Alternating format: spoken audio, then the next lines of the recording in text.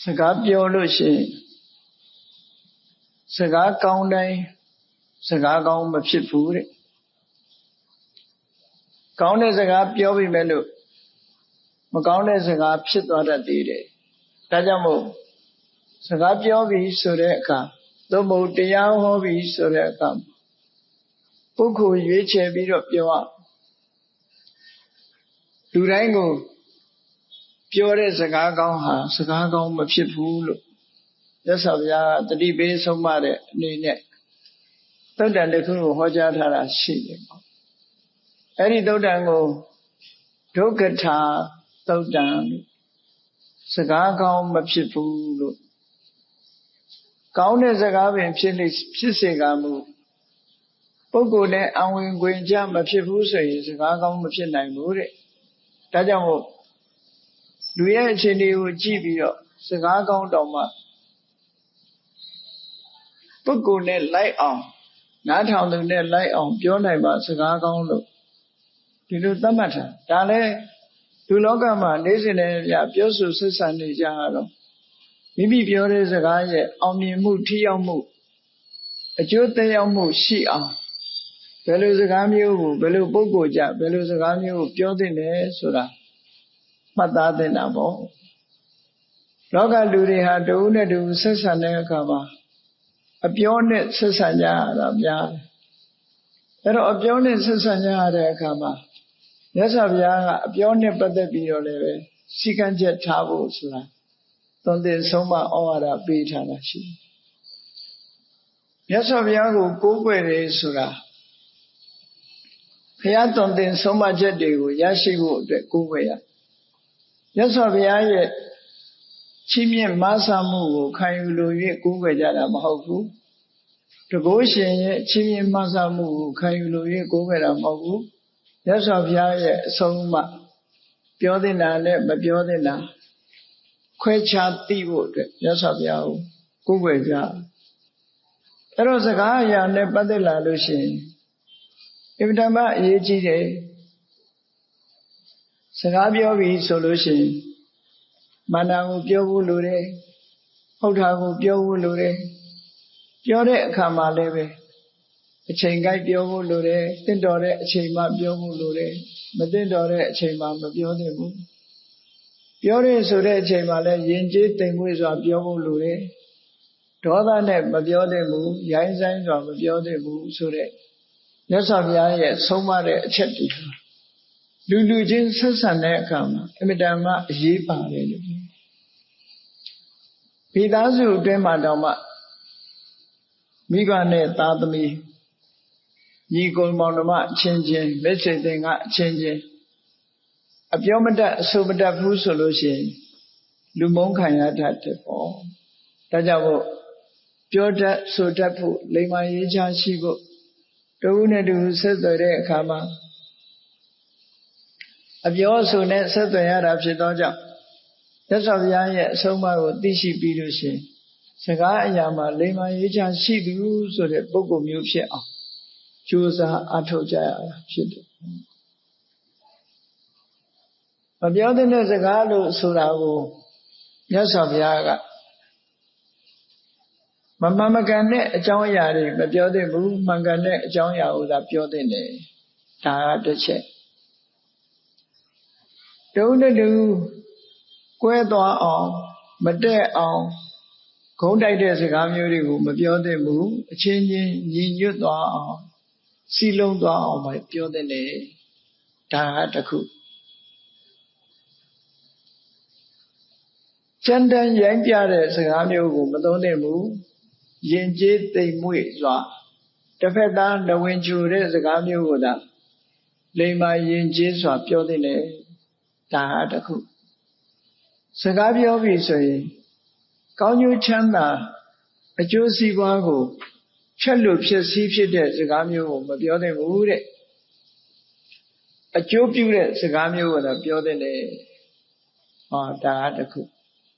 စကားအရာရှောင်တဲ့နာနဲ့ဆောင်တဲ့နာဆိုပြီးတော့ပြောဆောင်ရဒီလိုခွဲခြားပြီးတော့ဟောထားရှိအဲ့ဒီခွဲခြားဟောထားချက်အတိုင်းလည်းပဲရှောင်တဲ့နာကိုရှောင်ပြီးတော့လှုပ်တဲ့နာကိုလှုပ်ဖို့ အရေးကြီးတယ်လူဘဝလူလောကရောက်လာတဲ့အခါအသိဉာဏ်နဲ့နေထိုင်တဲ့လူသားဖြစ်ဖို့အရေးကြီးအမတ်တမဲ့နေထိုင်ခြင်းအဖြစ်အသိဉာဏ်ကင်းမဲ့စွာပြောဆိုခြင်းအဖြစ်မိမိပြောတဲ့စကားဟာထိရောက်မှုမရှိဘူး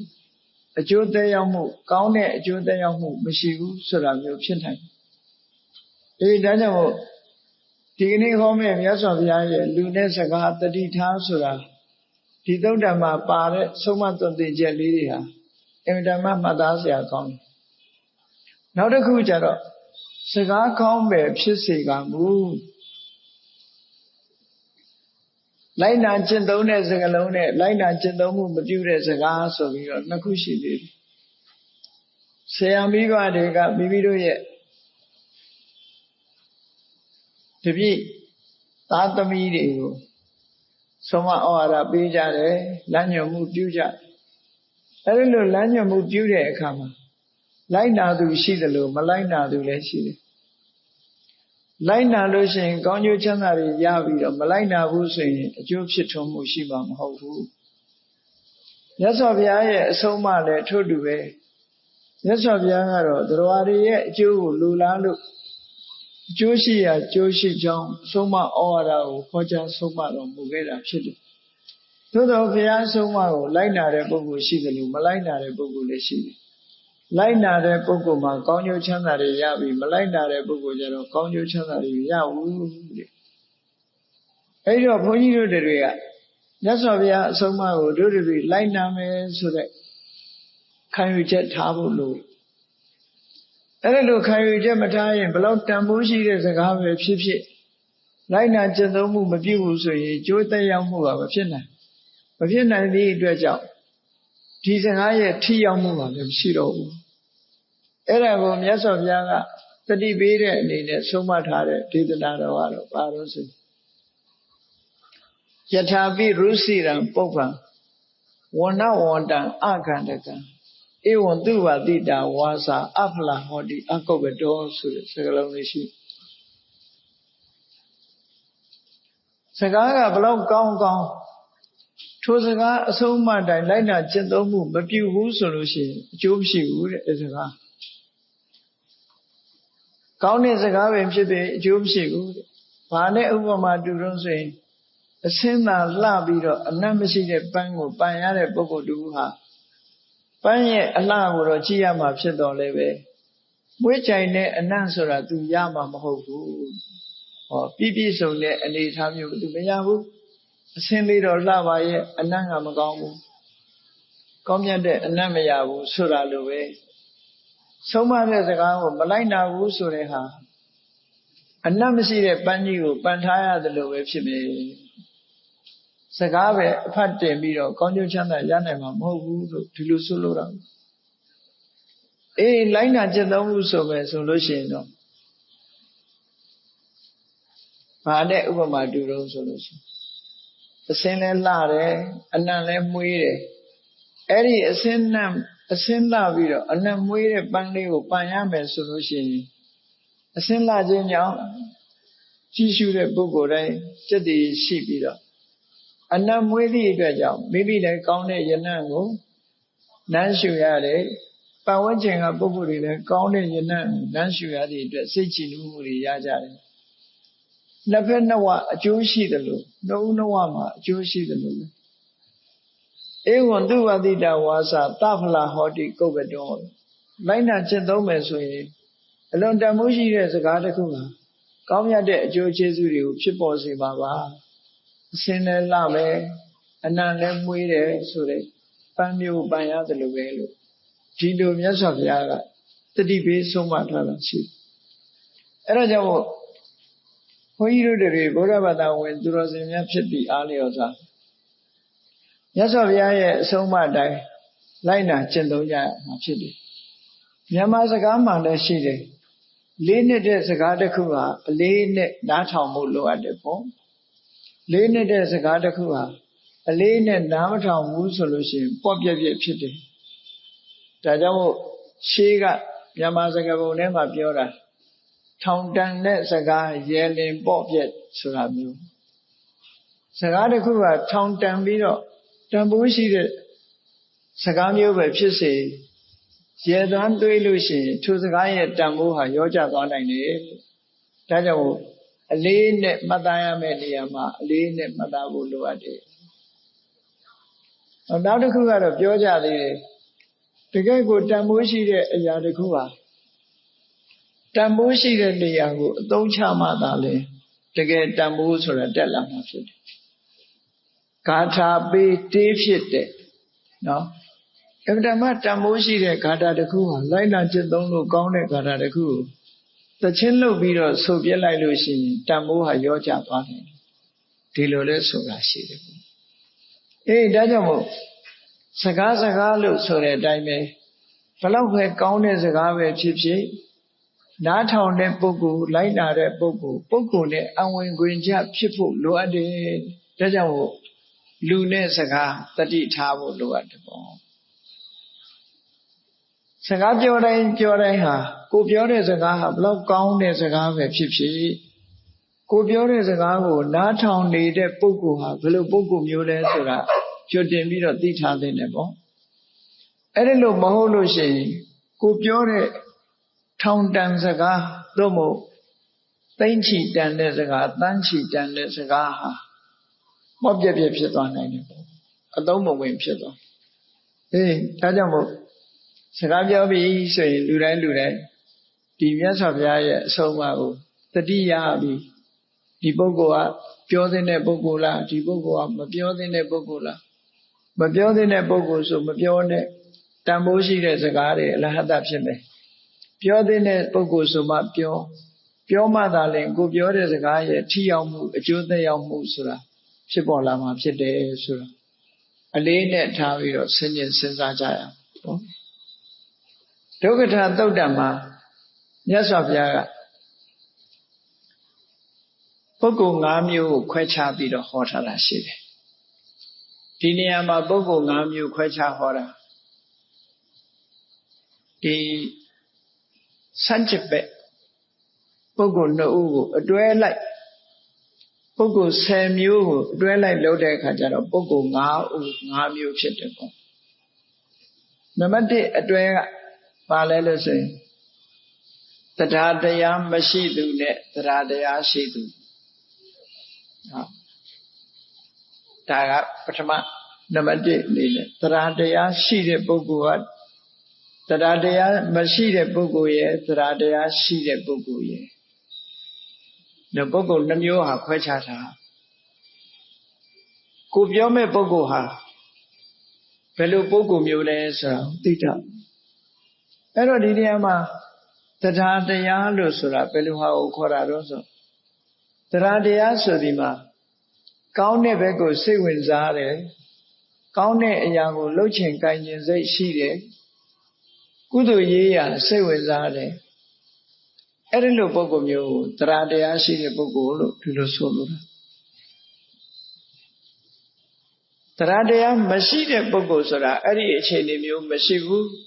စိတ်ကြည်လင်ခြင်းမရှိဘူးယုံကြည်မှုမရှိဘူးဒါတွေကိုအလေးနဲ့မထားဘူးမစဉ်းစားဘူးဆိုတဲ့ပုဂ္ဂိုလ်ကတူဒီကိစ္စအလေးနဲ့ထားတယ်စဉ်းစားတယ်တန်ဖိုးထားတယ်ဆိုတဲ့ပုဂ္ဂိုလ်ကတစ်မျိုးအဲ့ဒီပုဂ္ဂိုလ်2မျိုးကိုရှေးဥစွာမှတ်သားထားရဒီပုဂ္ဂိုလ်ဟာကောင်းတဲ့ဘက်ကိုစိတ်ဝင်စားတဲ့ပုဂ္ဂိုလ်လားကုသိုလ်ရေးရစိတ်ဝင်စားတဲ့ပုဂ္ဂိုလ်လားကုသိုလ်ရေးရစိတ်မဝင်စားတဲ့ပုဂ္ဂိုလ်လားလို့ဆိုတာဒီနှစ်ခုကိုခွဲခြားပြီးတော့ဒီနှစ်ဦးကိုခွဲခြားသိထားဖို့ဒါကနံပါတ်1နံပါတ်2ကျတော့လောကမှာပုဂ္ဂိုလ်တွေဟာတူနဲ့တူမတူတော့ဒုတ်သီလကိုချင်းသီလမရှိတဲ့ပုဂ္ဂိုလ်ဟာတစ်မျိုးရှိတယ်ကျင့်စာရိတ္တမကောင်းဘူးကိုချင်းသီလမရှိဘူးအဲ့ဒီလိုပုဂ္ဂိုလ်မျိုးကတူနောက်သူနဲ့ဆန့်ကျင်မဲ့နောက်တူကကိုချင်းသီလနဲ့ပြည့်စုံတယ်သီလဝန္တပုဂ္ဂိုလ်အဲ့တော့အဲ့ဒီပုဂ္ဂိုလ်2ဦးလည်းဓာတ်နုထားပြီးစကားပြောလို့မရဘူးကိုချင်းတရားကောင်းတဲ့ပုဂ္ဂိုလ်ဟာတူကိုချင်းတရားမကောင်းတဲ့ပုဂ္ဂိုလ်ဟာတူ အဲ့ဒီပုဂ္ဂိုလ်နှစ်ဦးကိုစကားတစ်ခုတည်းနဲ့ဓာတ်လူထားပြီးတော့ပြောလို့မရဘူးတဲ့ဒါကြောင့်မို့လို့ဒီပုဂ္ဂိုလ်နှစ်ဦးကိုလည်းအလေးနဲ့ထားပြီးတော့ဆင်ခြင်စဉ်းစားရမယ်ဒီပုဂ္ဂိုလ်ဟာ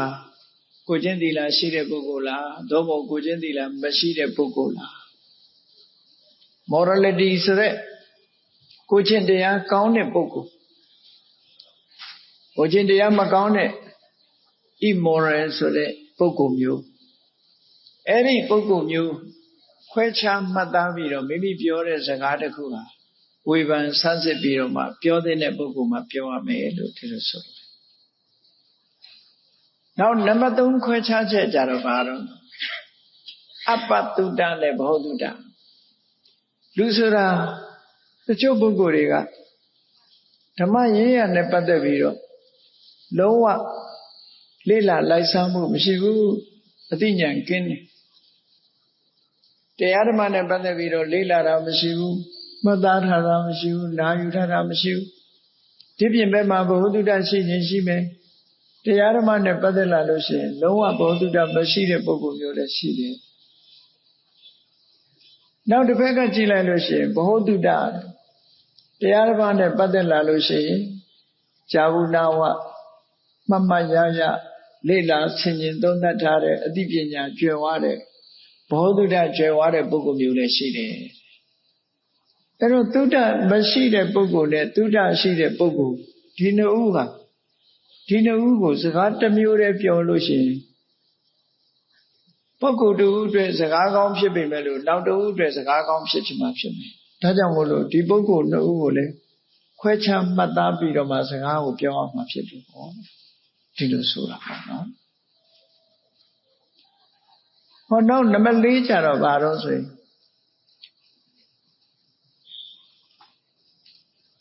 လူဆိုတာအပေကံရရောသူရှိတယ်လို့နှမျောတွန့်တိုသူလည်းရှိတာကိုရှိတာဘယ်သူကမှမတရားဘူးဆိုတဲ့လူမျိုးတွေလည်းရှိအဲ့ဒီလူမျိုးတွေကိုမစ္စရိလို့ခေါ်တယ်ကိုတယောက်တည်းကောင်းစားဖို့တခုတည်းပဲကြည့်မယ်နောက်ဆုံးမှာကိုမိသားစုတဲ့တောင်မှပဲမိသားစုတောင်မတရားတဲ့ပုဂ္ဂိုလ်မျိုးရှိသေးတယ်အဲ့ဒီလိုမစ္စရိဆိုတဲ့နှမျောတွန့်တိုတဲ့ပုဂ္ဂိုလ်မျိုးကတူနောက်တစ်ခုကျတော့စာဂဝါဆွန့်လွတ်တတ်တယ် generosity ရက်ရောတယ်ပေးခြင်းကမ်းခြင်းနဲ့သူများအရေးကိုကြည့်တယ်နှမျောတွန့်တိုမှုမရှိဘူးဆိုတဲ့ပုဂ္ဂိုလ်မျိုးကတော့အဲ့တော့နှမျောသူနဲ့မနှမျောသူဒီပုဂ္ဂိုလ်နှစ်ဦးကိုလည်းပဲစကားတစ်မျိုးတည်းပြောရုံနဲ့ဒီစကားဟာစကားကောင်းမဖြစ်နိုင်ဘူးတဲ့ပုဂ္ဂိုလ်အလိုက်မှတ်သားထားဖို့လိုအပ်တယ်ကိုယ်စကားပြောတဲ့ပုဂ္ဂိုလ်တယောက်ဟာနှမျောတွန့်တိုတဲ့ပုဂ္ဂိုလ်လားသို့မဟုတ်စွန့်လွတ်အနစ်နာခံတတ်တဲ့ပုဂ္ဂိုလ်မျိုးလားဆိုတာကိုကြည့်ရအဲ့ဒါမှ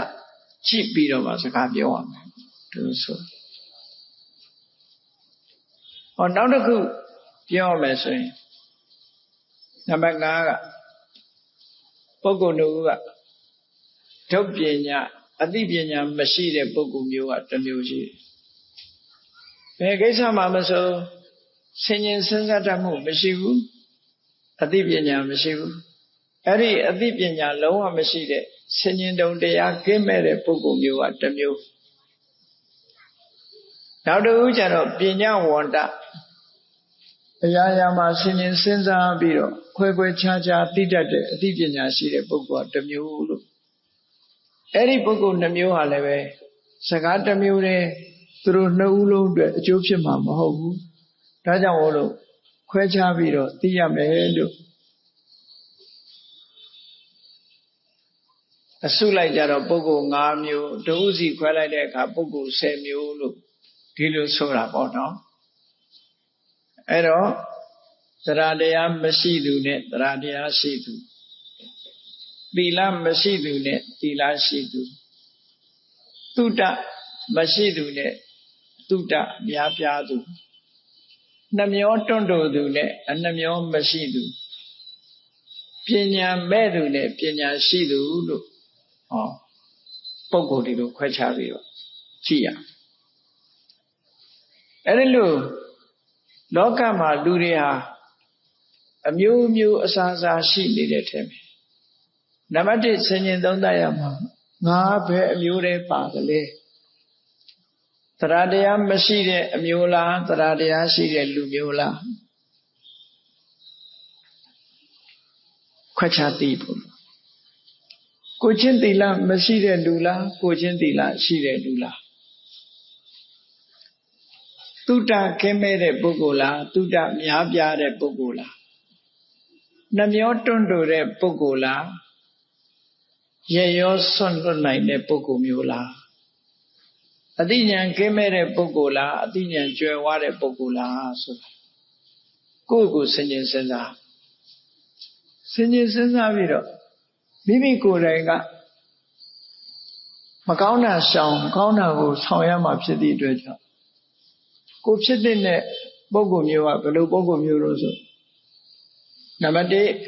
ကိုယ့်ကိုငါသည်တရားတရားကင်းမဲ့သူမဖြစ်စေရတရားတရားရှိသူသာဖြစ်စေရမည်ကိုယ့်ကိုရှိဥစွာပြင်ရငါသည်တရားတရားကင်းမဲ့သူမဖြစ်စေရတရားတရားရှိသူသာဖြစ်စေနံပါတ်2ငါသည်ကိုချင်းသီလမရှိသူမဖြစ်စေရကိုချင်းသီလနဲ့ပြည့်ဝသူသာဖြစ်စေရမည်နောက်တစ်ခုကနံပါတ်3ကငါသည်ဘဟုတုတကဲမဲ့သူမဖြစ်စေရဘဟုတုတကြွယ်ဝသူသာဖြစ်စေရမည်ငါသည်နှမျောတွန့်တိုသူမဖြစ်စေရရေရောသူပိကန္တသူသာဖြစ်စေရမည်နံပါတ်5ကျတော့ငါသည်ပညာခင်းမဲ့သူမဖြစ်စေရပညာရှိသူသာဖြစ်စေရဒါကိုယ့်ကိုနံပါတ်1ပြင်ရကိုယ့်ကိုဆန်းစစ်ကြည့်ရငါပဲမျိုးစားလဲဆိုတာကိုကြွတင်ပြီးတော့ဆန်းစစ်ရ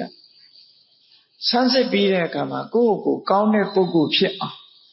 ကိုယ်ကိုယ်တိုင်ပြုပြင်ကြိုးစားဖို့လိုအပ်တယ်အဲ့ဒီပုဂ္ဂိုလ်ရဲ့အနေအထားတစ်ခုကိုစကားနဲ့စမ်းသပ်လို့ရပြောစကားတစ်ခုနဲ့စမ်းသပ်ပြီးတော့ကြည့်လို့ရပြောစကားကလည်းပဲဒီနေရာမှာ5မျိုးခွဲခြားပြီးတော့မှတ်သားရပြောတဲ့စကားကစကား5မျိုးရှိတယ်နံပါတ်1ကတတ္ထာကထာတရားတရားနဲ့ပတ်သက်တဲ့စကားမျိုးတရားတရားဆိုတာဘယ်လိုကောင်းတာဥပမာဆိုတော့မြတ်စွာဘုရားတရားတရားနဲ့ပတ်သက်ပြီးဟောတာရှိတယ်တတ္တိတဝိတ္တံပုရိသတ္တသစ္ထံလောကမှာ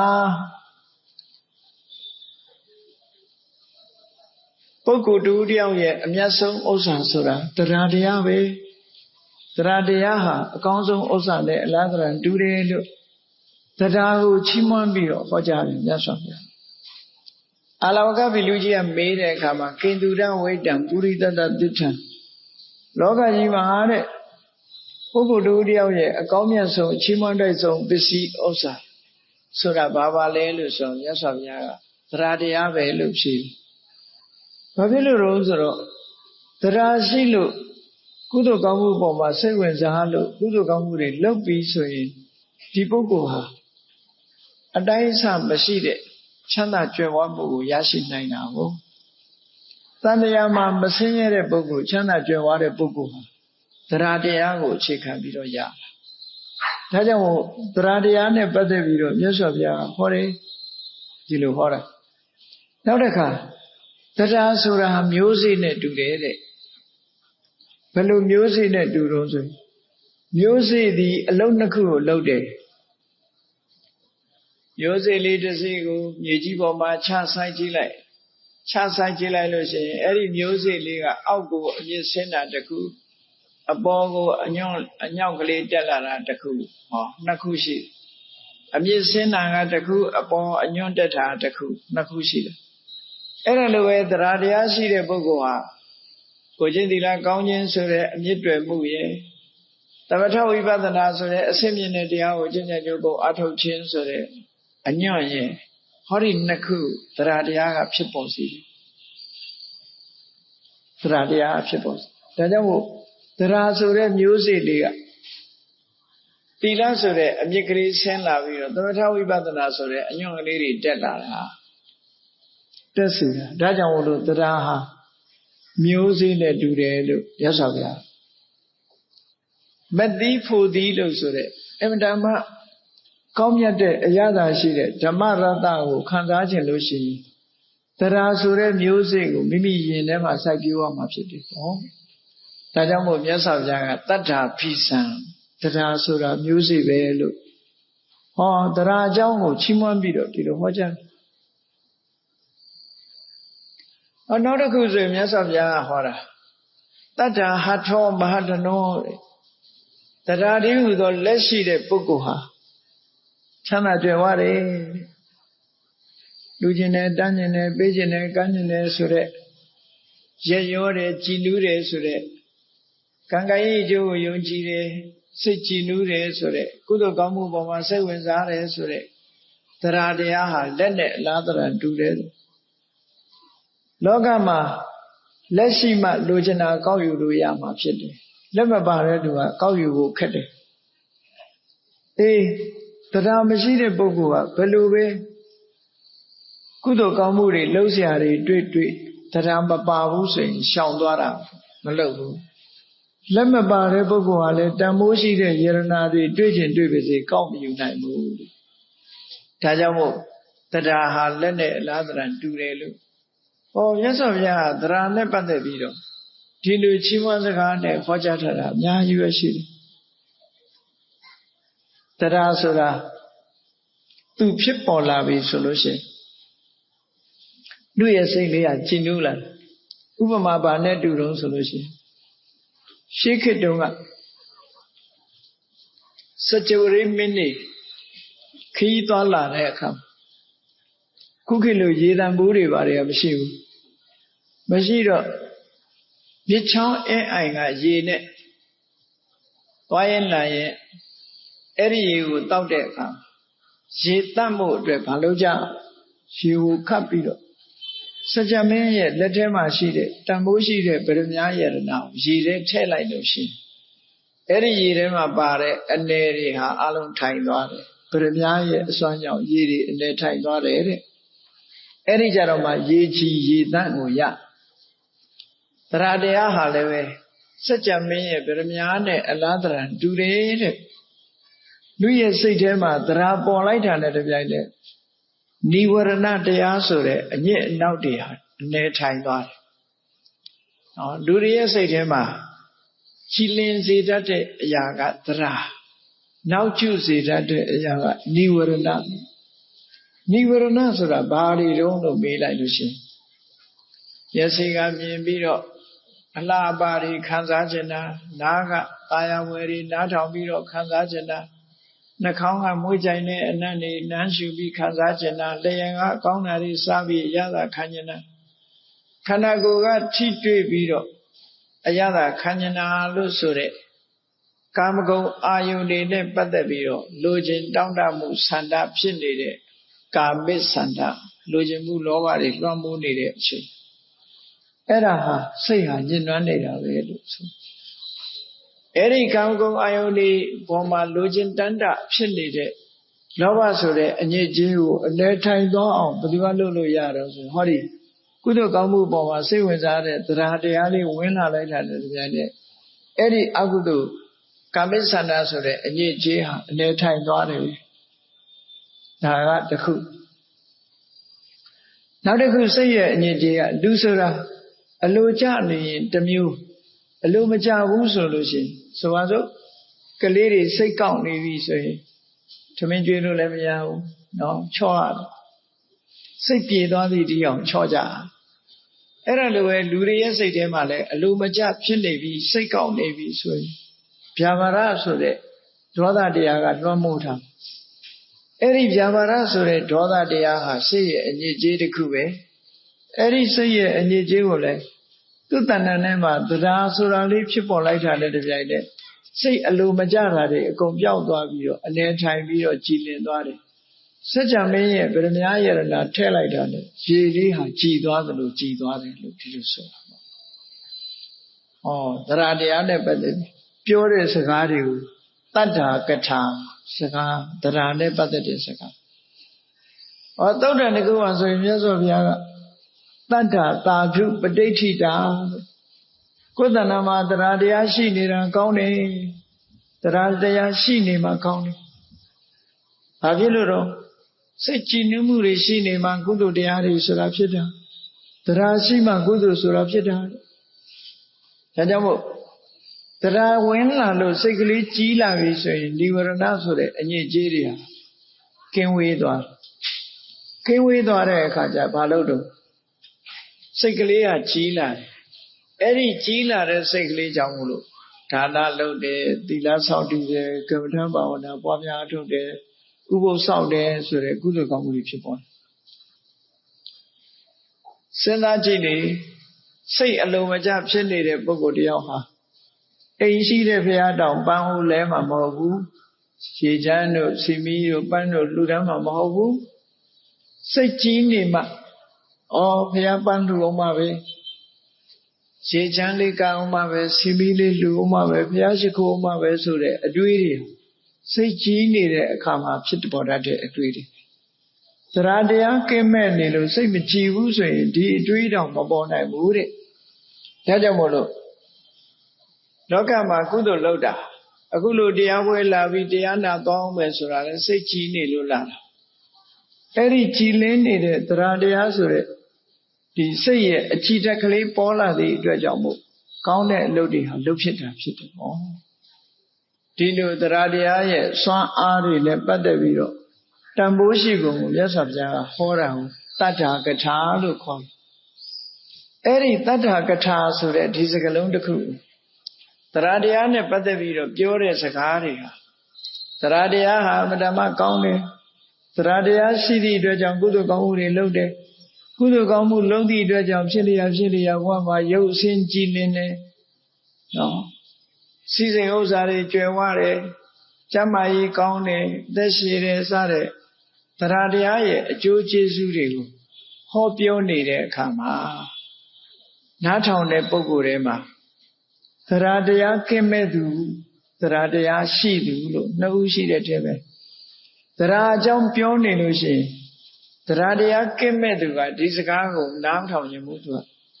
ဘာဖြစ်လို့တော့သူ့မှာရှိမှမရှိတာသူမရှိတော့ဘာပြောလဲဒါတွေလာမပြောနဲ့နားကြီးတယ်ဒီလိုဖြစ်သွားတာနော်အဲ့တော့တရားတရားနဲ့ပတ်သက်တဲ့စကားတစ်ခုဟာတရားရှိတဲ့ပုဂ္ဂိုလ်အတွက်မှကောင်းတယ်တရားတရားမရှိတဲ့ပုဂ္ဂိုလ်အတွက်မကောင်းဘူးတဲ့စကားကောင်းမဖြစ်ဘူး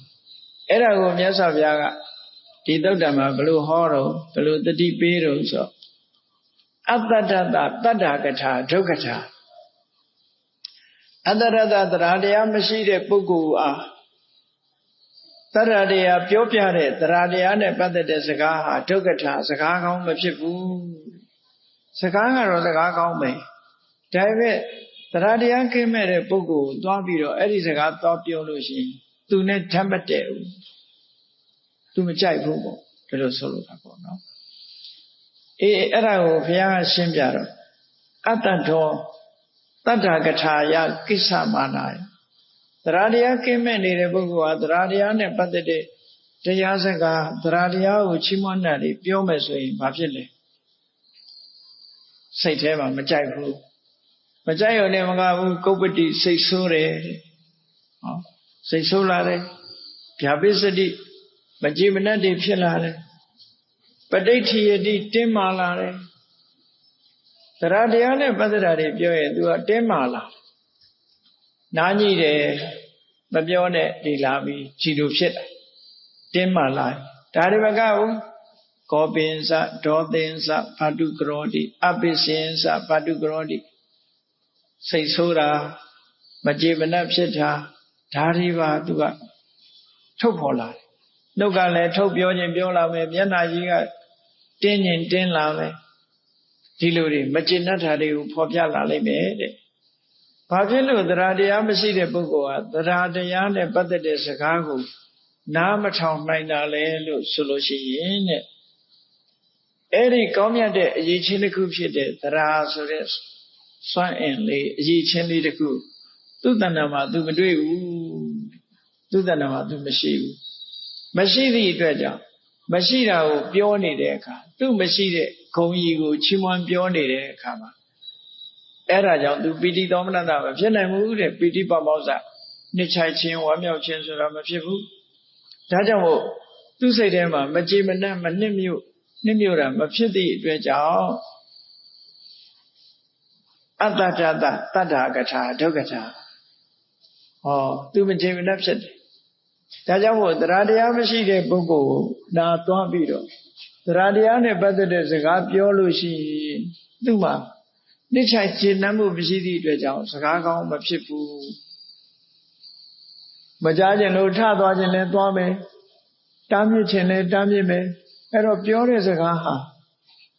အဆုံးသတ်ခြင်းမှလည်းတတ်ရဒီလိုဆိုလိုတာပေါ့အဲ့တော့စကားကောင်းမဖြစ်တော့ဘူးလို့မြတ်စွာဘုရားကဒါကြောင့်တရားတရားနဲ့ပတ်သက်တဲ့တတ္ထာကထာမျိုးကိုပြောမယ်ဆိုလို့ရှိရင်ကိုပြောတဲ့စကားကိုနားထောင်နေတဲ့ပုဂ္ဂိုလ်ဟာတရားတရားရှိတဲ့ပုဂ္ဂိုလ်ဟုတ်မဟုတ်ဟုတ်မှပြောပါမဟုတ်တာတော့ပြောရင်တော့ကိုပြောတဲ့စကားဟာထောင်တန်တဲ့စကားပဲဖြစ်စေစကားကောင်းဖြစ်မှာမဟုတ်ဘူးလို့လူနဲ့စကားတတိထားဆိုတာအဲ့ဒါပြောနော်လူရဲ့အခြေအနေကိုကြည့်ပြီးစကားတစ်ခုပြောကြဟုတ်ပြီနောက်တစ်ခုပြောမယ်ဆိုလို့ရှိရင်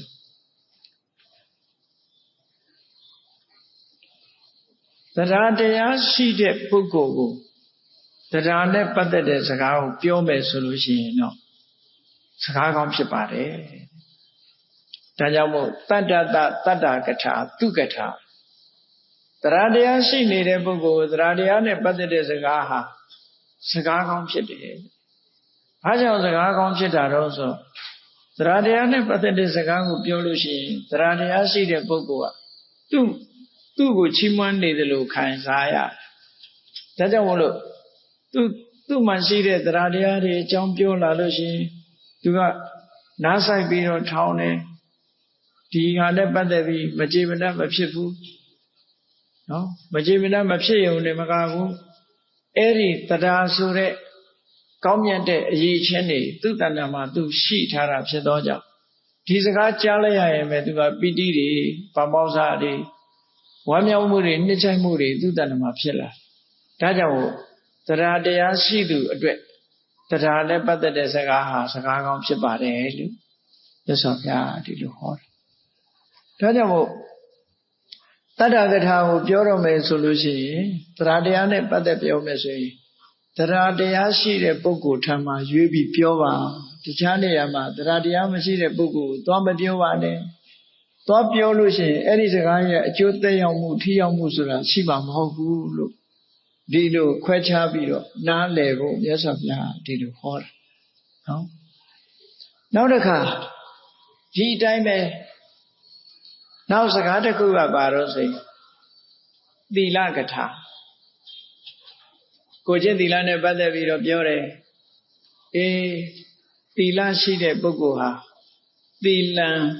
သက်ခတသောပန္နလူပြည်နတ်ပြည်ဆိုတဲ့ကောင်းတဲ့ဘုံတွေကို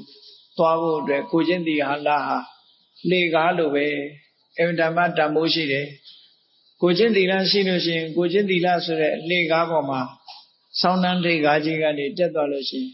နတ်ပြည်လက်ချမ်းသာဆိုတာအလွယ်ကလေးပဲရတယ်ဒါကြောင့်မို့ကိုကျင့်သီလဟာလွန်တန်ဖိုးရှိတယ်သီလအကြောင်းတွေပြောလူရဲ့တန်ဖိုးဟာကိုကျင့်သီလပဲကိုကျင့်တရားကောင်းခြင်းဟာဘုရားစုစုချီးမွမ်းအပ်တဲ့တရားတွေဖြစ်လို့အလွန်မဲ့တန်ဖိုးကြီးမားလာတယ်သီလံယောဂိတလင်္ကာရောသီလံယောဂိတမန္တနံသီလေဟိလင်္ကတောယောဂိမန္တနေအက္ကတံကတောလောကမှာလူတွေစိတ်ရွှေယရနာတွေဆင်ကြတယ်အဲ့ဒီစိတ်ရွှေယရနာတွေဟာနော်တခါတရံမှသာတင့်တော်ဆင်လို့လှတယ်လို့ယူဆတယ်အမြဲတမ်းစိတ်ရွှေယရနာဆင်လို့တင့်တယ်တာမဟုတ်ဘူးဘလောက်ပဲစိတ်ရွှေယရနာတွေထင်ဆင်ထားတာလူရဲ့အယုတ်ဆင်းဟာတင့်တယ်လာမှုမရှိဘူးတဲ့ ဘာစိန်ရွှေယရနာမှမစင်ဘူးကိုချင်းသီလရှိတဲ့ပုဂ္ဂိုလ်ကိုကြည့်လိုက်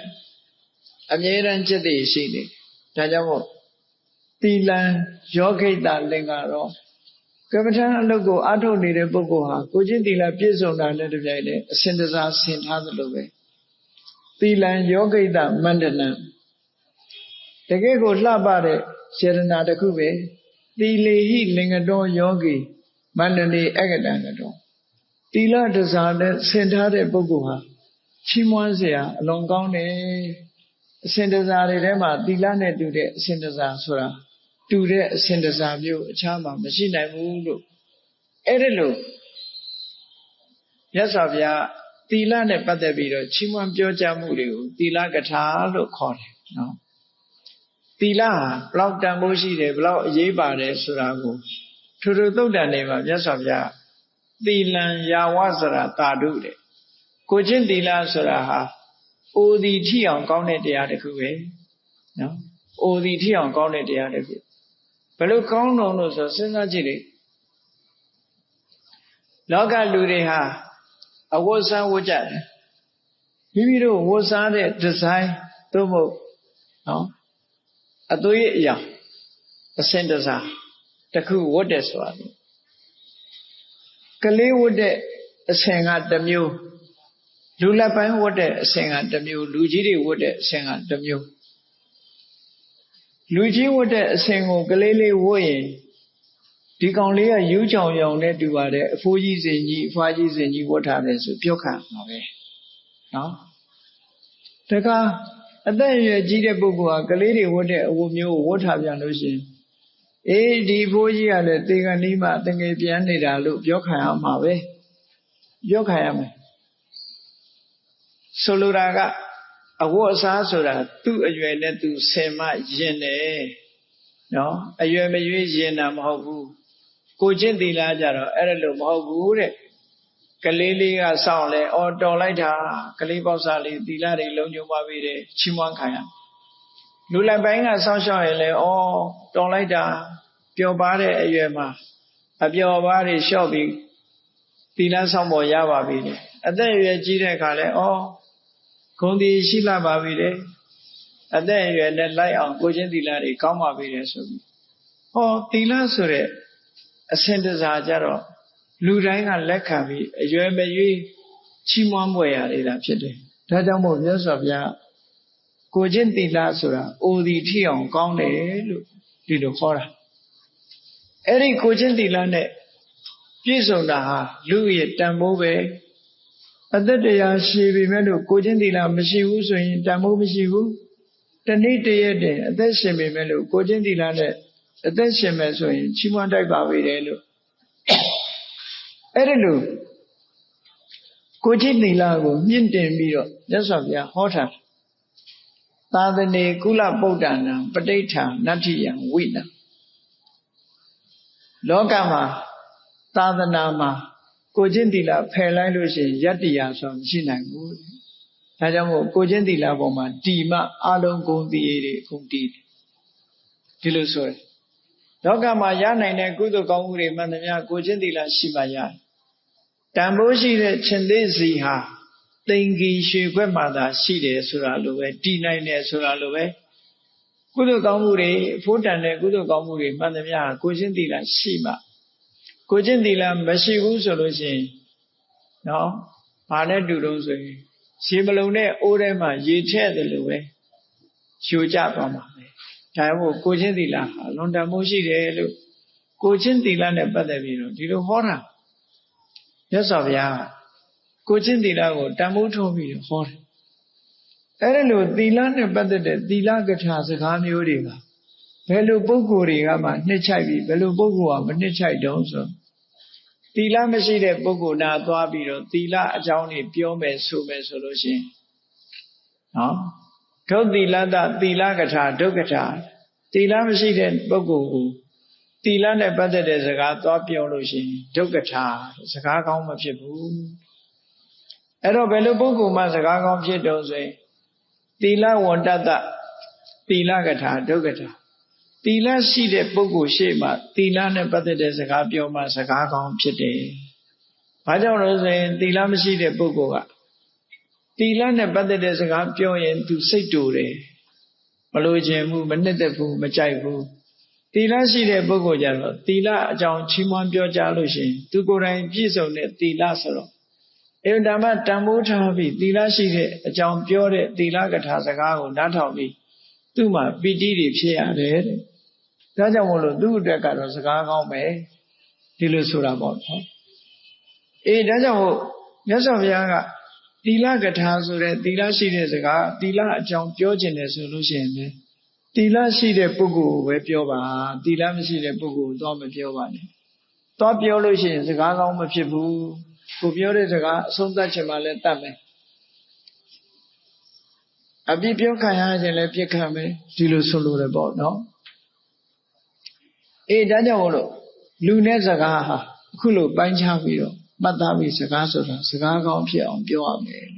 ဒီလိုဆိုတာနောက်တစ်ခုကတုဒ္ဒကထာတုဒ္ဒကထာဘောဓုဒ္ဒရဲ့တန်ဖိုးတွေကိုပြောတာတုဒ္ဒဝုဒောဘောဓုဒ္ဒဆိုတဲ့လက်နဲ့ကင်ဆောင်ထားတဲ့ပုဂ္ဂိုလ်ဟာအကုသလံပဇယတိကုသလံဘာဝေတိသာဝိဇ္ဇံပရိဝေစေတိအနဝိဇ္ဇံခဏတိတိတုဒ္ဒဆိုတဲ့အကြမ်းမြင်ဘောဓုဒ္ဒလက်နဲ့ကင်ဆောင်ထားတဲ့ပုဂ္ဂိုလ်တယောက်ဟာအကုသိုလ်ကိုဖယ်လှန်နိုင်ပြီးကုသိုလ်တရားတွေကိုရယူနိုင်တယ်အပြစ်ကင်းတာတွေကိုရှောင်ကျဉ်ပြီးတော့အပြစ်ကင်းတဲ့တရားတွေကိုရယူနိုင်တယ်တုဒ္ဒဆိုတာအမှန်တမ်းအရေးကြီးတယ်အကောင်းနဲ့အဆိုးအကြောင်းနဲ့အကျိုးခွဲခြားသိပြီးတုဒ္ဒရှိတဲ့ပုဂ္ဂိုလ်ဟာကောင်းတာကိုသာရအောင်ယူနိုင်တဲ့စွမ်းရည်တတ်သိရှိတယ်ဒါကြောင့်မို့လူတိုင်းတုဒ္ဒဆိုတာရှိရမယ်တုဒ္ဒလဲလို့ရှိရင်ဘာဖြစ်လဲအပတုဒ္ဒယံပုရိသောပလိပတ်တော်ဝဇီရတိမြတ်စွာဘုရားတုဒ္ဒမရှိတဲ့ပုဂ္ဂိုလ်ဟာတဲ့ဒီအလုံးမလုံးနိုင်လို့လွတ်ထားတဲ့နွားကြီးခြုံနေမြတ်တွေစားရင်ကနေပြီးတော့ခန္ဓာကိုယ်ကြီးဝါနေတယ်နော်ပလိပတ်တော်ဝဇီရတိဘေးမဲ့လွတ်ထားတဲ့နွားကြီးဟာအလကားသာအသာတိုးပြီးမန္တာနိတတ္တဝဋ္ဌန္တိပညာတတ္တနောက်တတိ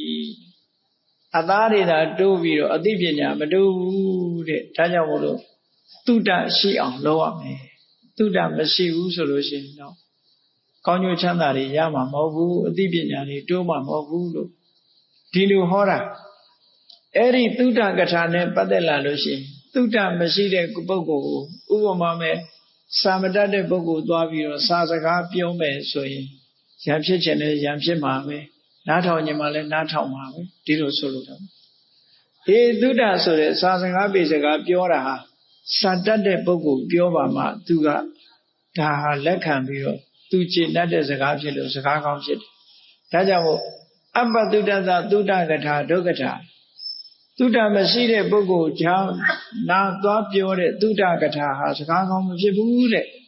ဘောဓုဒ္ဒသတုဒ္ဒကထာတုကထာဘောဓုဒ္ဒရှိတဲ့ပုဂ္ဂိုလ်ပြောမှဒီတုဒ္ဒကထာဆိုတဲ့တုဒ္ဒနဲ့ပတ်သက်တဲ့စကားဟာစကားကောင်းဖြစ်တယ်လို့မြတ်စွာဘုရားကဒီလိုရှင်းပြတာနော်ဒါကြောင့်မို့လို့ဒီနေရာမှာလည်းပဲလူနဲ့စကားခွဲခြားပြီးတော့သိဖို့လိုတယ်စာစကားပေစကားပြောကြလို့ရှိရင်ဘောဓုတ္တရှိတဲ့လူအချင်းချင်းပဲပြောရလုံးဝတုဒ္ဒမရှိတဲ့ပုဂ္ဂိုလ်ကြားသွားမပြောလေနဲ့ချီးမွမ်းခံရမှလည်းမဟုတ်ဘူးနှစ်သက်ကျေနပ်မှုကိုလည်းရမှာမဟုတ်ဘူးလို့ဒီလိုဆိုလိုတယ်ပေါ့နောက်စကားတစ်ခုကတော့စာကကထာလို့ခေါ်တယ်လူရေးတန်းရေးနဲ့ပတ်သက်တဲ့စကားလူရေးတန်းရေးနဲ့အိမ်မှာနေတယ်ဆိုလို့ရှိရင်နှမျောဝန်တုံမှုဆိုတဲ့မစ္စရိယတရားကိုဖယ်ရှားပြီးတော့ပေးဖို့ကံဖို့အစဉ်သင်းဖြစ်နေတဲ့ဗုဒ္ဓစာကီလွတ်လွတ်ကျွတ်ကျွတ်စွန့်ကြဲတိုင်းယာစယောကိုတောင်းတဲ့ပုဂ္ဂိုလ်တွေအတွက်နော်တောင်းလို့လွယ်ကူတယ်ပယတပါဏိလက်ဟာပေးဖို့ကံဖို့အတွက်အစဉ်သင်းဆေးကြောထားသလိုဖြူစင်တဲ့လက်ရှိသူဖြစ်တယ်လို့စာကားနဲ့ပတ်သက်ပြီးတော့နော်စွန့်ကြဲပေးကံလူဒဏ်တတ်တဲ့ပုဂ္ဂိုလ်ရဲ့လက်ဟာအရာခသိန်းကိုရယူနိုင်တဲ့စွမ်းရည်တတ္တိရှိတဲ့လက်ဖြစ်တယ်နော် အဲ့ဒါကြောင့်မို့လို့စွန့်ကြဲပိတ်ကလူထမ်းခြင်းဆိုတာဟာအလွန်တန်ဖိုးရှိတဲ့ကုသိုလ်တစ်မျိုးပဲလို့မြတ်စွာဘုရားကစာကားနဲ့ပတ်သက်ပြီးတော့ဒီလိုချီးမွမ်းစကားပြောတယ်ဒီကနေ့ခေတ်ချမ်းသာကြွယ်ဝနေကြတဲ့ပုဂ္ဂိုလ်တွေဟာတစ်ချိန်လုံးကစာကားလို့ဆိုတဲ့စွန့်ကြဲမှုတွေကိုပြုလုပ်ခဲ့တဲ့ပုဂ္ဂိုလ်တွေနတ်ပြည်ရောက်ပြီးနတ်ချမ်းသာခံစားနေရတဲ့ပုဂ္ဂိုလ်တွေဟာလည်းစာကားစွန့်ကြဲမှုပြုခဲ့တဲ့ပုဂ္ဂိုလ်တွေကြီးပဲအလွယ်တကူကြွယ်ဝချမ်းသာနေတဲ့ပုဂ္ဂိုလ်တွေလောကမှာရှိတယ်လေဒါကကိုကြိုးစားလို့ကိုချမ်းသာတာပါလို့တချို့ကပြောကောင်းပြောလိမ့်မယ်သို့တော့စဉ်းစားကြည့်လေကိုကြိုးစားလို့ကိုရတယ်ဆိုတာမရှိဘူးမဟုတ်ဘူးရှိတယ်သို့တော့လူတွေကြည့်လူဘဝဝင်လာတဲ့အချိန်မှာတယောက်နဲ့တယောက်မတူဘူးတယောက်ကဆင်းရဲတဲ့မိသားစုတွေကြောင့်သွားမွေးတယ်တယောက်ကချမ်းသာတဲ့မိသားစုတွေမှာသွားမွေးတယ်ဘာဖြစ်လို့ဒီလိုဖြစ်ရလဲဆင်းရဲတဲ့မိသားစုတွေသွားမွေးတဲ့ပုဂ္ဂိုလ်ကတစ်ချိန်လုံးကစာကဆိုတာမလုပ်ခဲ့တာပေါ့ချမ်းသာတဲ့မိသားစုတွေသွားပြီးတော့လူဖြစ်တဲ့ပုဂ္ဂိုလ်ကတစ်ချိန်လုံးကလူမှုတန်းမှုဆိုတဲ့စာကတရားကြိုးစားအထောက်ခဲ့တဲ့ပုဂ္ဂိုလ်ဖြစ်တာအဲ့ဒါကြတော့ကိုလုံးလို့ရတာမဟုတ်ဘူးနော်ကံတရားကနေခွဲခြားပြီးတော့ပို့တယ်လုံးလို့ကိုယ်တိုင်ရွေးရမယ်ဆိုရင်ချမ်းသာတဲ့မိဘပဲရွေးမှာပေါ့လူတိုင်းတဲကုတ်သေးပဲရွေးမလဲတိုက်ပေါ်ပဲရွေးမှာပေါ့သို့တော့အဲ့လိုလုံးလို့ရလားဆိုမရဘူးကံကနေပြီးတော့စီမံဖန်တီးပေးလိုက်တဲ့အတိုင်းဆင်းရဲတာတို့ချမ်းသာတာတို့ဒီလိုဖြစ်တယ်ပေါ့ဒါကြောင့်မို့စာခနဲ့ပတ်သက်ပြီးကြည့်မယ်ဆိုရင်လောကမှာစာခဆိုတဲ့တရားဟာကောင်းကျိုးချမ်းသာတွေပြည့်ဝပြီးစိစိမ်ဥစ္စာကြွယ်ဝခြင်းကိုဖြစ်ပေါ်စေတတ်တယ်လို့စာခလူမဲ့တန်းမဲ့လူတတ်တန်းတတ်တဲ့ပုဂ္ဂိုလ်တွေကိုအခုလိုစာခကထာနဲ့ပတ်သက်ပြီးတော့ချီးမွမ်းပြောကြအဲ့ဒါလို့ချီးမွမ်းပြောကြတဲ့အခါမှာမစ္စရိတစာခကထာဒုက္ကထာနှမျောဝန်တုတတ်တဲ့ပုဂ္ဂိုလ်ကိုစွန့်ကြဲဖို့ဆိုတာမျိုးသွားပြောလို့ရှိရင်အဲ့တော့စကားကောင်းမဖြစ်ဘူးတဲ့သူကမှမပေးခြင်းမကမ်းခြင်းမလှူခြင်းနှမျောဝန်တုနေတာဖြစ်တော့လှူရေးတန်းရေးကိုလာပြောမယ်ဆိုရင်သူကရန်ဖြစ်မှာပဲကျင့်တတ်မှာမဟုတ်ဘူးဒါကြောင့်မို့စာကကထာဟာလူတိုင်းအတွက်စကားကောင်းမဖြစ်ဘူးတဲ့ဘယ်လိုပုဂ္ဂိုလ်များစကားကောင်းဖြစ်တော့ဆိုရင်စာကဝတ္တောစာကကထာဒုက္ကထာလူလို့တန်းလို့အမြဲတမ်းရေရောပြီးလူတွေတန်းလေးဝါသနာကြီးတဲ့ပုဂ္ဂိုလ်ကိုလူရေးတန်းရေးနဲ့ပတ်သက်ပြီးတော့ပြောမယ်ဆိုရင်တော့သူလူခဲ့တဲ့စာကတမ္ပရာဆိုတဲ့ဒီကိုချင်းတရားသူလုပ်ခဲ့တဲ့စာကတရားကိုသူကအာယုပြုပြီးတော့ပီတိတွေဖြစ်တယ်ပါမောဇဆိုတဲ့ဝမ်းမြောက်မှုတွေဖြစ်တယ်ဒါကြောင့်မို့အဲ့ဒီပုဂ္ဂိုလ်ပြောမှစာကကထာဆိုတဲ့စကားဟာစကားကောင်းဖြစ်တယ်လို့မြတ်စွာဘုရားဒီလိုဟောတာပေါ့ဟောနောက်ဆုံးတစ်ခုကတော့ဘာလဲပညာကထာအသိပညာရဲ့တန်ဖိုးနဲ့ပတ်သက်ပြီးပြောကြတယ်ပညာဟိတိဋ္ဌလောကသမိလောကမှာပညာဟာအကောင်းဆုံးပဲ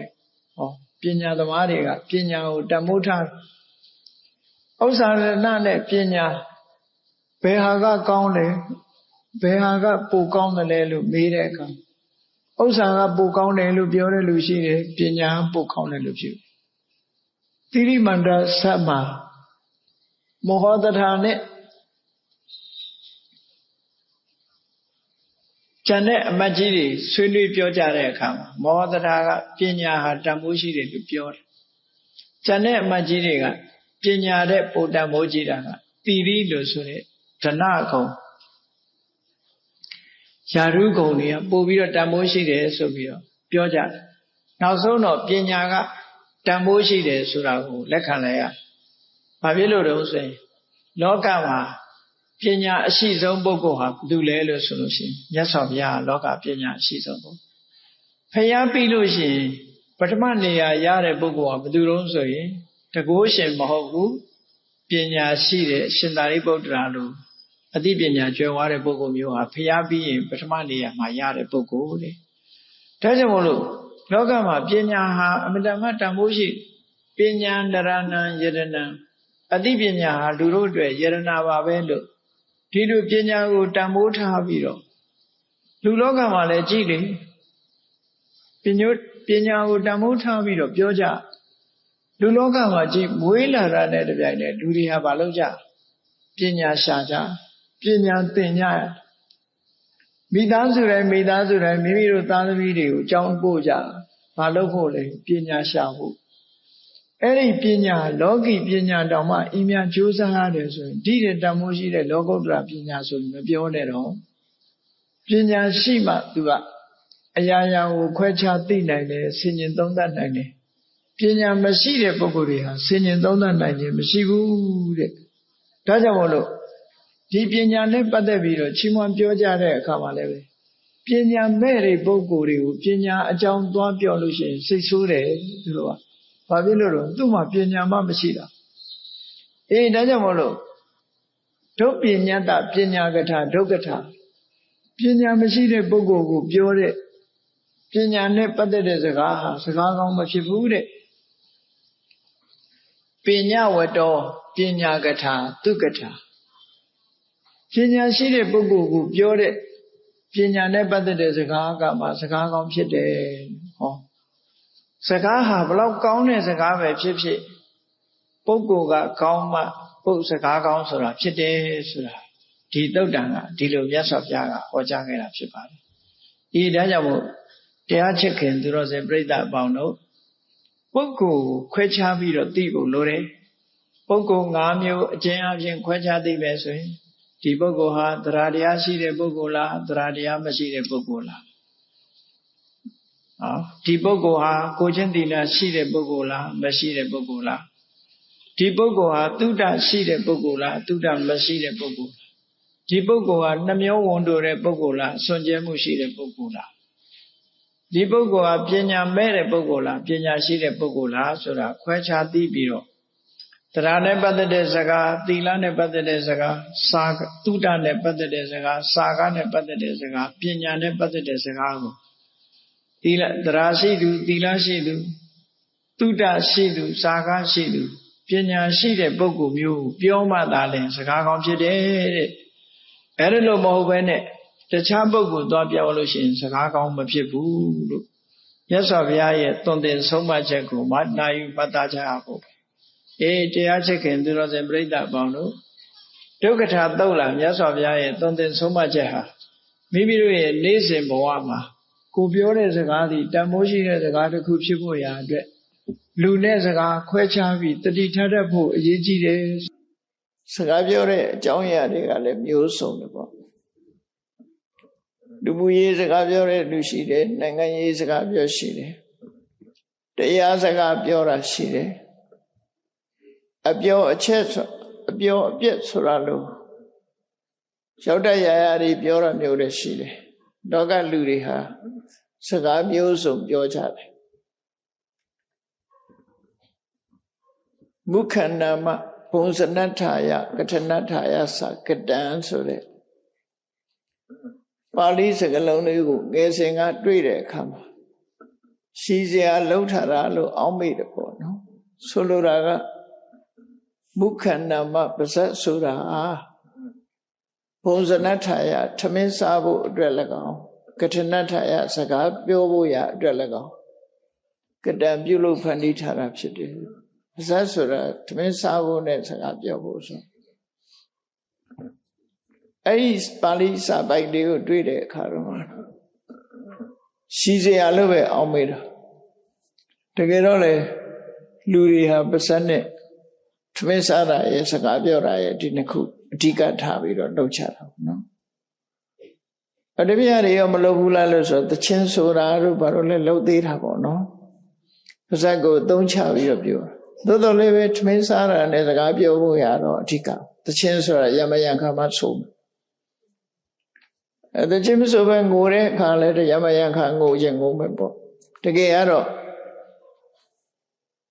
လူတွေရဲ့မုခလို့ခေါ်တဲ့ပါဇက်ဟာထမင်းစားဖို့နဲ့စကားပြောဖို့ဆိုတယ်ဟုတ်ပြီစကားဆိုတာပြောကြတယ်တယောက်နဲ့တယောက်စကားပြောတယ်မိမိတို့နားလဲတဲ့ဘာသာစကားသုံးချပြီးတော့ဘာသာစကားချင်းတူညီတဲ့ပုဂ္ဂိုလ်တွေဟာလူမျိုးတူ အများအားဖြင့်ကိုယ်နဲ့ဘာသာစကားတူတဲ့ပုဂ္ဂိုလ်တွေနဲ့စကားလက်ဆုံကြတယ်လို့ပြောကြတယ်အဲစကားနဲ့ပတ်သက်ပြီးတော့မြတ်စွာဘုရားဟောထားတဲ့သုတ်တန်တွေကစိတ်ဝင်စားဖို့ရကောင်းတယ်ပေါ့နော်စကားပြောဆိုဆွေးနွေးတဲ့လူရှိတယ်လို့စကားပြောဆိုမဆွေးနွေးတဲ့ပုဂ္ဂိုလ်တွေရှိတယ်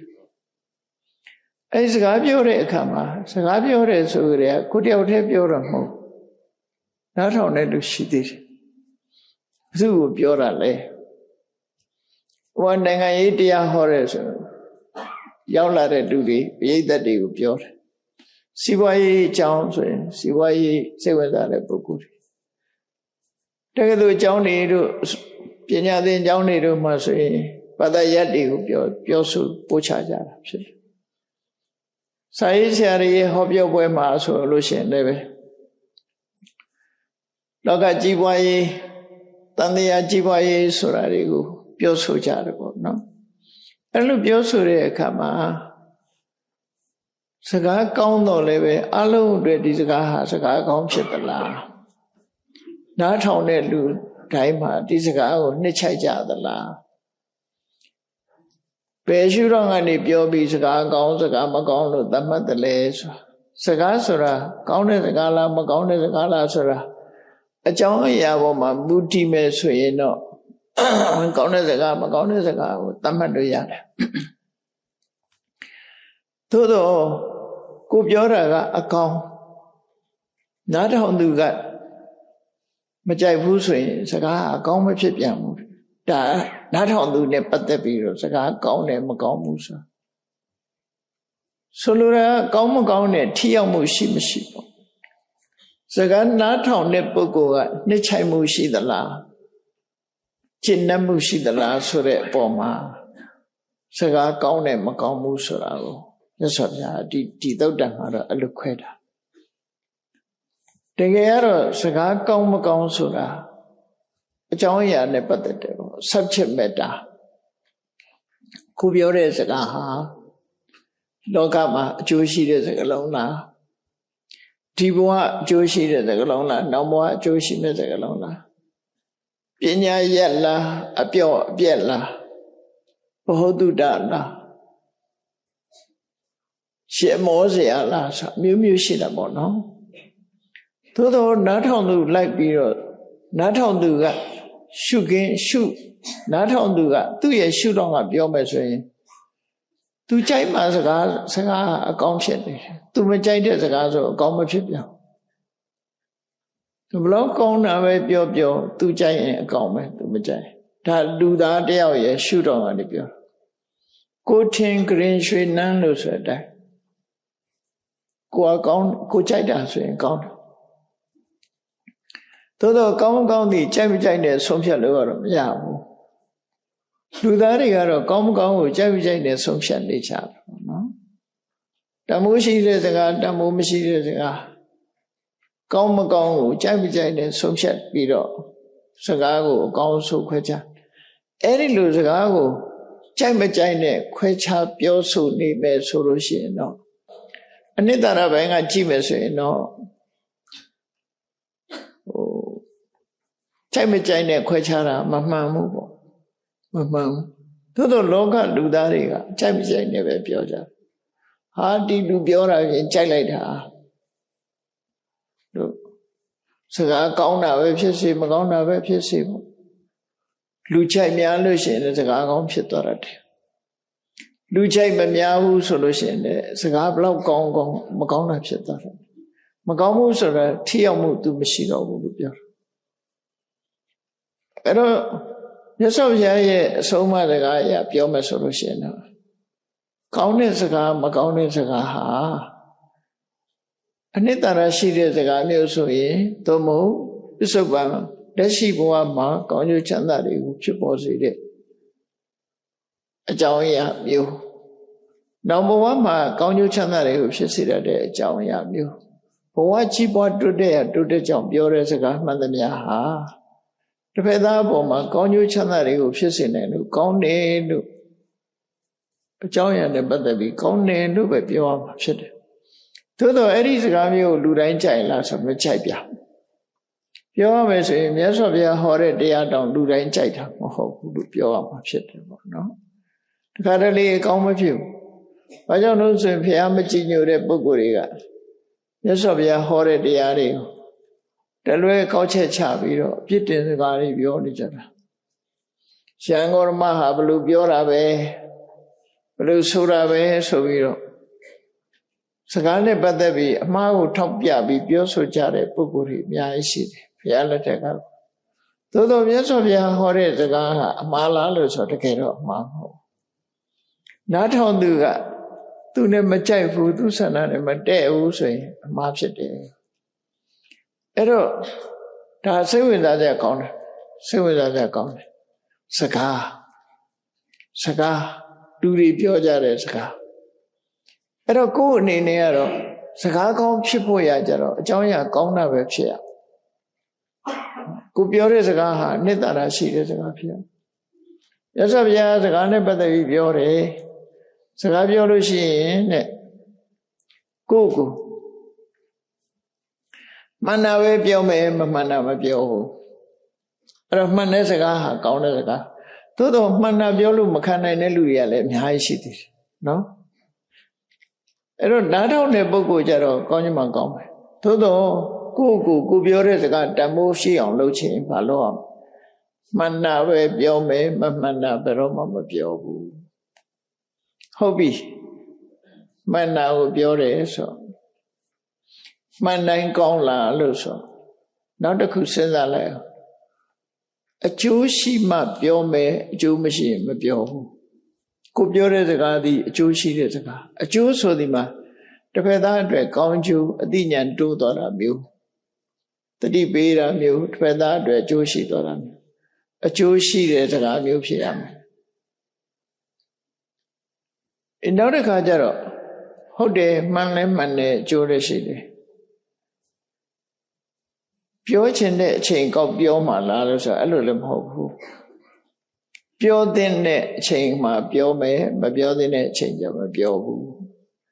ဘယ်ဟာပဲဖြစ်ဖြစ်ပြောတဲ့အချိန်ပြောလိုက်မှအကျိုးတက်ရောက်မှုဆိုဖြစ်တယ်အဲ့လိုမဟုတ်ဘဲနဲ့အချိန်မရွေးဒီစကားကြီးပြောလို့ရှိရင်လေဘလောက်ပဲမှန်ဘလောက်ပဲအကျိုးရှိအချိန်မတန်ရင်စကားဟာတဘုမဲ့သွားတယ်ပေါ့သူတို့ဆိုလို့တယ်ပေါ့အဲ့တော့ကိုနေ့စဉ်စကားတွေပြောနေတဲ့အခါမှာမိဘကသာသမီကိုပြောတာပဲဖြစ်စေသာသမီကနေမိဘကိုပဲပြောတာပဲဖြစ်စေညီကိုမောင်နှမအချင်းချင်းပြောတာပဲဖြစ်စေကိုမိတ်ဆွေအချင်းချင်းစကားပြောတာပဲဖြစ်စေကိုပြောတဲ့စကားသည်မှန်ကန်တဲ့စကားဖြစ်ရမယ်ကိုပြောတဲ့စကားသည်အကျိုးရှိတဲ့စကားဖြစ်ရမယ်ကိုပြောတဲ့စကားသည်ပြောချင်ရောက်လို့ပြောတဲ့စကားမျိုးဖြစ်ရမယ်လို့ဒီအချက်၃ချက်ကိုအဓိကထားပြီဟုတ်ပြီကိုပြောမဲ့အကြောင်းအရာဟာမှန်တယ်တစ်ဖက်သားအတွက်အကျိုးဖြစ်ထွန်းမယ်ပြောချင်လည်းရောက်လာပြီပြောပုံပြောနည်းလေးကိုတစ်ခါသတိထားရအောင်ဒီပြောပုံပြောနည်းဆိုတာကိုပြောတဲ့စကားဟာစကားလုံးကကြမ်းတမ်းတဲ့စကားလုံးကိုသုံးချပြီးတော့ပြောမလားသိမ်မွေးတဲ့စကားလုံးနဲ့ပြောမလားဆိုရင်သိမ်မွေးတဲ့စကားလုံးနဲ့ပြောအောင်ကြမ်းတမ်းတာနဲ့မပြောအောင်တချို့ကိစ္စမှန်တော့မှန်တယ်စကားလုံးကကြမ်းသွားလို့ရှိရင်ကြမ်းတဲ့လူကနားမခံပါဘူးဖြစ်တယ်ဒါကြောင့်မို့ကိုပြောတဲ့စကားလုံးဟာကြမ်းတဲ့စကားလုံးမဖြစ်စေရဘူးလူညံ့သိမ်မွေးတဲ့စကားဖြစ်စကားနဲ့ပတ်သက်ပြီးတော့မြတ်စွာဘုရားရဲ့ခုံကြီးတွေကိုဖော်ပြတဲ့အခါမှာပေါ်ရီတဲ့မြို့သူမြို့သားတွေသုံးတဲ့စကားယဉ်ကျေးတဲ့စကားသူတို့ဖြင့်မန္တလေးမြို့တော်သူမြို့တော်သားတွေရဲ့စကားလုံးကယဉ်ကျေးတယ်လို့ပြောတယ်။ဘာလို့ယဉ်ကျေးတော့ဆိုမြန်မာနိုင်ငံရဲ့နောက်ဆုံးမိနစ်ပြီဖြစ်ခဲ့တာမိနစ်ပြီဖြစ်တဲ့အခါကျတော့မြန်မာယဉ်ကျေးမှုဟာစကားပေါ်မှာယက်တည်နေတဲ့မြန်မာယဉ်ကျေးမှုဟာမန္တလေးသူမန္တလေးသားတွေမှာဒီယဉ်ကျေးတဲ့စကားရှိတယ်ဆိုတာကိုပြောလေးဆိုလေးရှိကြတယ်ရှင်ကျေးတဲ့စကားလုံးဖြစ်ရမယ်ရှိုင်တဲ့စကားလုံးဆိုလိုတာကိုယ့်ရဲ့ အကိုရွယ်ဆိုရင်အကိုခေါ်တယ်အမရွယ်ဆိုအမခေါ်တယ်အဲ့ဒါလည်းကြည်ခေါ်ရတယ်ကိုယ်သက်သူ့သက်ကိုကြည်ခေါ်ရတယ်ကိုယ်နဲ့မောင်နှမအရွယ်ကိုအတော်လို့ခေါ်ရင်မခံနိုင်ဘူးပေါ့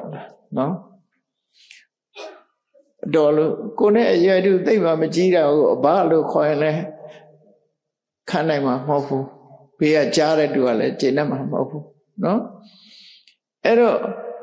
တချို့ကအသက်ကြီးတယ်ကိုကအသက်ကြီးတယ်ကိုရဲ့သားသမီးအရွယ်လောက်ကိုညီမလေးလို့သွားခေါ်ရင်ကြိုက်မှာမဟုတ်ဘူးသူ့အရွယ်နဲ့ကညီမအရွယ်မဟုတ်ဘူးတူမပဲဖြစ်စေညီအရွယ်ပဲဖြစ်စေညီအရွယ်ပဲခေါ်မှာပေါ့အဲ့ဒါလည်းပဲလူတွေကမခံတတ်ဘူးမခံကြတတ်ဘူးအရွယ်ကိုစော်ကားတယ်လို့တချို့လည်းထင်တယ်နော်ဆိုတော့အဖွားကြီးတယောက်က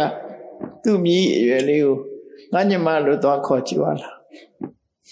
ကြိုက်မလားသူကညီမမှမဟုတ်တာအရွယ်တူချင်းဆိုရင်တော့ရတယ်အဖိုးကြီးတယောက်ကလူပြိုလေးတယောက်ကိုညီလေးလို့သွားခေါ်ကြည့်ပါလားသူ့အရွယ်နဲ့အဲ့ဒါကြတော့ငါမြည်လို့ပြောမှသူကရှင်းနေမှာဟုတ်အဲ့လိုဟာမျိုးတွေရှိတယ်အဲ့တော့စကားသုံးတယ်ဆိုတဲ့နေရာမှာဒီမှန်ကန်တာတွေအပြင်မှာသုံးနှုံးပေါ်ရတယ်ပဲလိုအပ်တယ်လို့သူတို့ဆိုတယ်နောက်ဆုံးမှာတော့စိတ်ထက်ကိုပြောတဲ့အတွင်းစိတ်ဓာတ်ဟာဘာဖြစ်ရမလဲဆိုမေတ္တာစိတ်နဲ့ပဲပြောရမယ်ဒေါသနဲ့ပဲပြောရဘူးလို့ပြောအဲ့တော့ခြုံလိုက်မယ်ဆိုရင်ကိုယ့်ကိုစဉ်းစားကြည့်ပြီးတော့ကိုပြောတဲ့စကားလုံးသည်နံပါတ်1မှန်ကန်တဲ့စကားလုံးဖြစ်ရမယ်အကြောင်းအရာသည်မှန်ကန်တဲ့အကြောင်းအရာဖြစ်ရမယ်နံပါတ်2မှန်ကန်ပြီးတော့အကျိုးရှိတဲ့စကားဖြစ်ရမယ်ကျိုးရှိပြီးပြောတဲ့အချိန်ရောက်တာလည်းဖြစ်ရမယ်ပြောတဲ့အခါမှာယဉ်ကျေးလိမ္မာစွာပြောတာဖြစ်ရမယ်အဲ့လိုယဉ်ကျေးလိမ္မာစွာပြောတဲ့အခါမှာစိတ်ထဲကတစ်မျိုးနှုတ်ထွက်တာတစ်မျိုးမဖြစ်စေပဲနဲ့ဒေါသစိတ်နဲ့မပြောရဘူးတဲ့မေတ္တာစိတ်နဲ့ပဲပြောအဲ့ဒါစကားပြောဖို့နဲ့ပတ်သက်ပြီးသစ္စာပြဆုံးမထားတာရှိအလုံးမဲမှတ်သားစရာကောင်းတယ်ပေါ့စကားပါစကားပဲဘာမှရွေးချယ်စရာမလိုဘူးလို့အများအားဖြင့်ထင်မိမယ်တကယ်လူယဉ်ကျေးမှုတွေကြတော့စကားကိုရွေးချယ်ရတယ်ပြောတတ်ရတယ်အသုံးတော့ကစပြီးတော့ယဉ်ကျေးဖွဲ့ရမှုရှိအဲ့ဒါကိုပြောတော့ပောရီတဲ့ဘဟုဇနကန္တာများကြိုက်တယ်နှစ်သက်တယ်ဟရိယင်္ဂမသူပြောလိုက်တဲ့စကားရင်ထဲကိုဆွဲသွားတယ်ကန္နဒုက္ခနားချမ်းသာတယ်နိဒာနဝတိဆိုတာမှတ်ထားရရင်ထဲကိုမှတ်ထားမဲ့စကားမျိုးနော်ရဆွဲထိုးပြီးတော့မှတ်ရလောက်အောင်မှတ်တိုက်သားလိုက်တဲ့စကားမျိုးလေးတွေဖြစ်ရမယ်လို့ဒါစကားပြောတာနဲ့ပတ်သက်ပြီးတော့စကားရဲ့တန်ဖိုးတွေကိုထုတ်ဖော်ပြီးတော့မြတ်စွာဘုရားဟောထားတယ်တကယ်ဒီဟောပြောချက်တွေအတိုင်းလူတွေဟာကိုယ့်ကိုတန်ဖိုးရှိအောင်လုပ်ကြမယ်ဆိုကိုပြောတဲ့စကားတန်ဖိုးရှိလူရင်နဲ့တန်ဖိုးရှိအောင်သူတို့ဆိုလို့ဒါကကိုယ်စကားကိုကိုတန်ဖိုးရှိအောင်အသုံးချတဲ့နည်းကိုပြောတာဒါပြင်ကိုပြောတဲ့စကားဟာဘလောက်တန်ဖိုးရှိတဲ့စကားပဲဖြစ်ဖြစ်နားထောင်သူရှုတော်ကပြောကြည့်ရတခါနားထောင်တဲ့လူကဘယ်လိုလူလဲအဲ့ဒါနဲ့ပတ်သက်ပြီးမြတ်စွာဘုရားက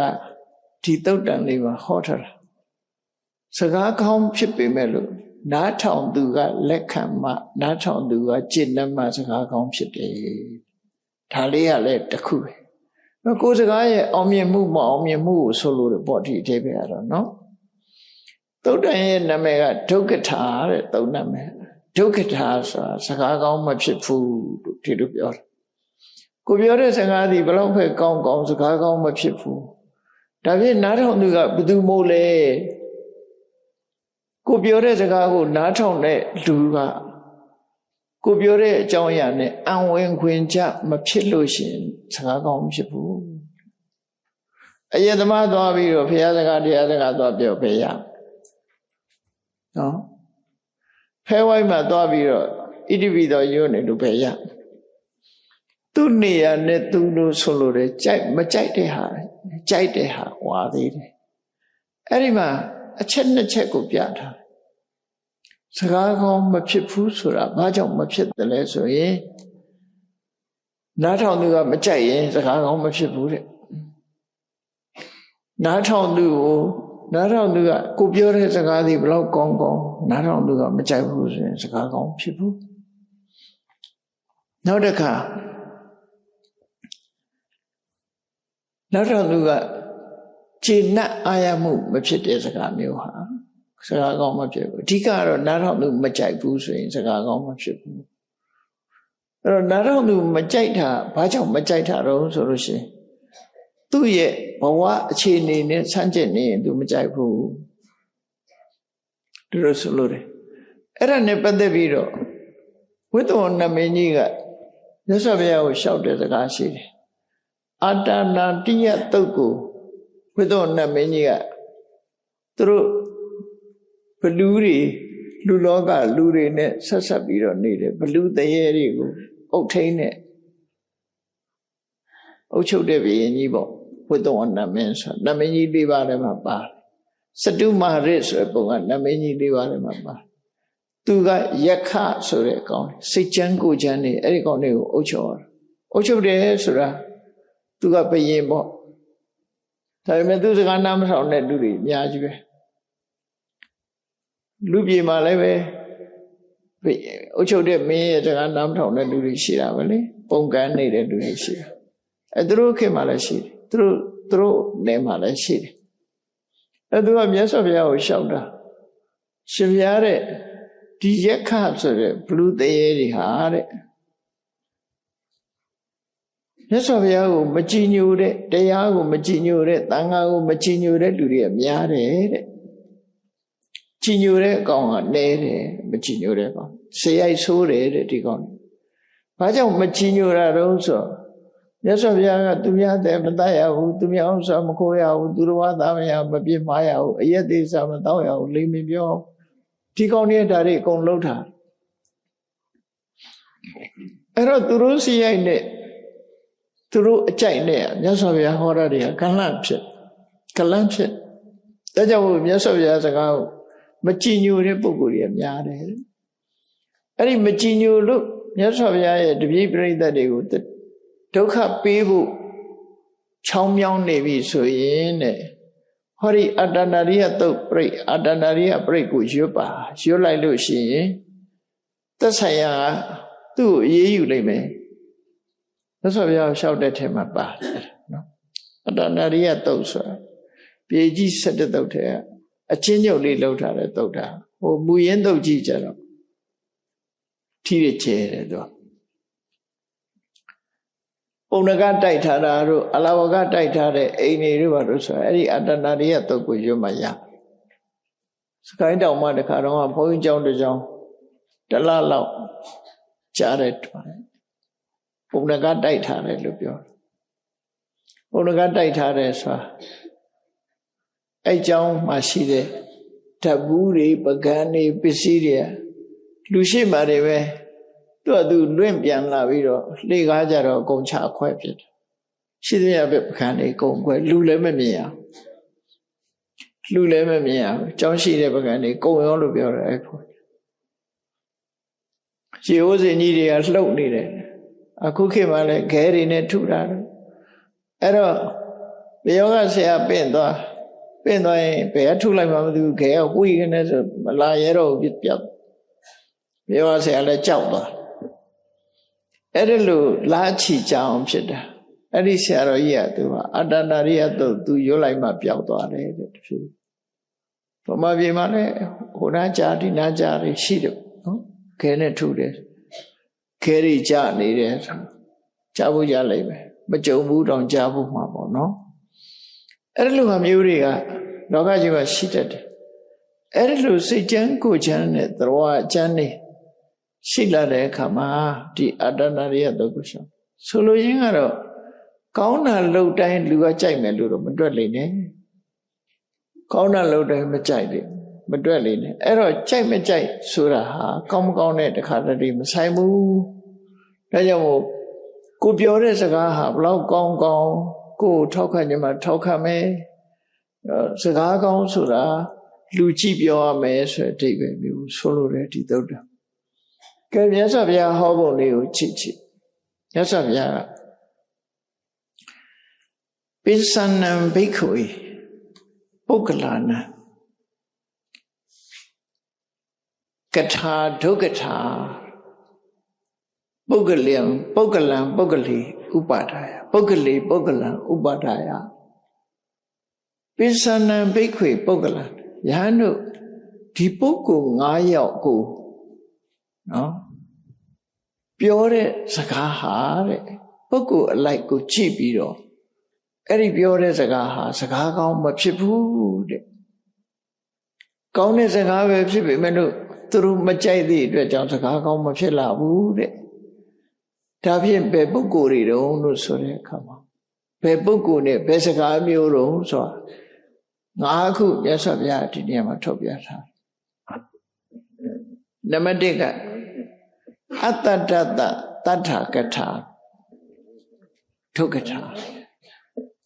တရားတရားမရှိတဲ့ပုဂ္ဂိုလ်ကိုတရားတရားရဲ့တရားတရားနဲ့ပတ်သက်တဲ့စကားတွေတရားတရားဆိုတာဘယ်လိုအကျိုးရှိတယ်ဆိုတဲ့ကောင်းတဲ့စကားလုံးတွေတရားတရားရှိဖို့တရားတရားကိုချီးကျူးပြောကြတဲ့စကားတွေဟာတရားတရားလုံးဝမရှိတဲ့ပုဂ္ဂိုလ်ကိုသွားပြောမယ်ဆိုရင်စကားကောင်းဖြစ်ဘူးတဲ့စကားကောင်းဖြစ်ဘူးနော်တရားတရားမရှိတဲ့ပုဂ္ဂိုလ်တရားတရားနဲ့ပတ်သက်တဲ့စကားသွားပြောရင်ဒါဖြင့်တရားနဲ့ပတ်သက်တဲ့စကားလုံးဆိုတာဘာတော့ဆို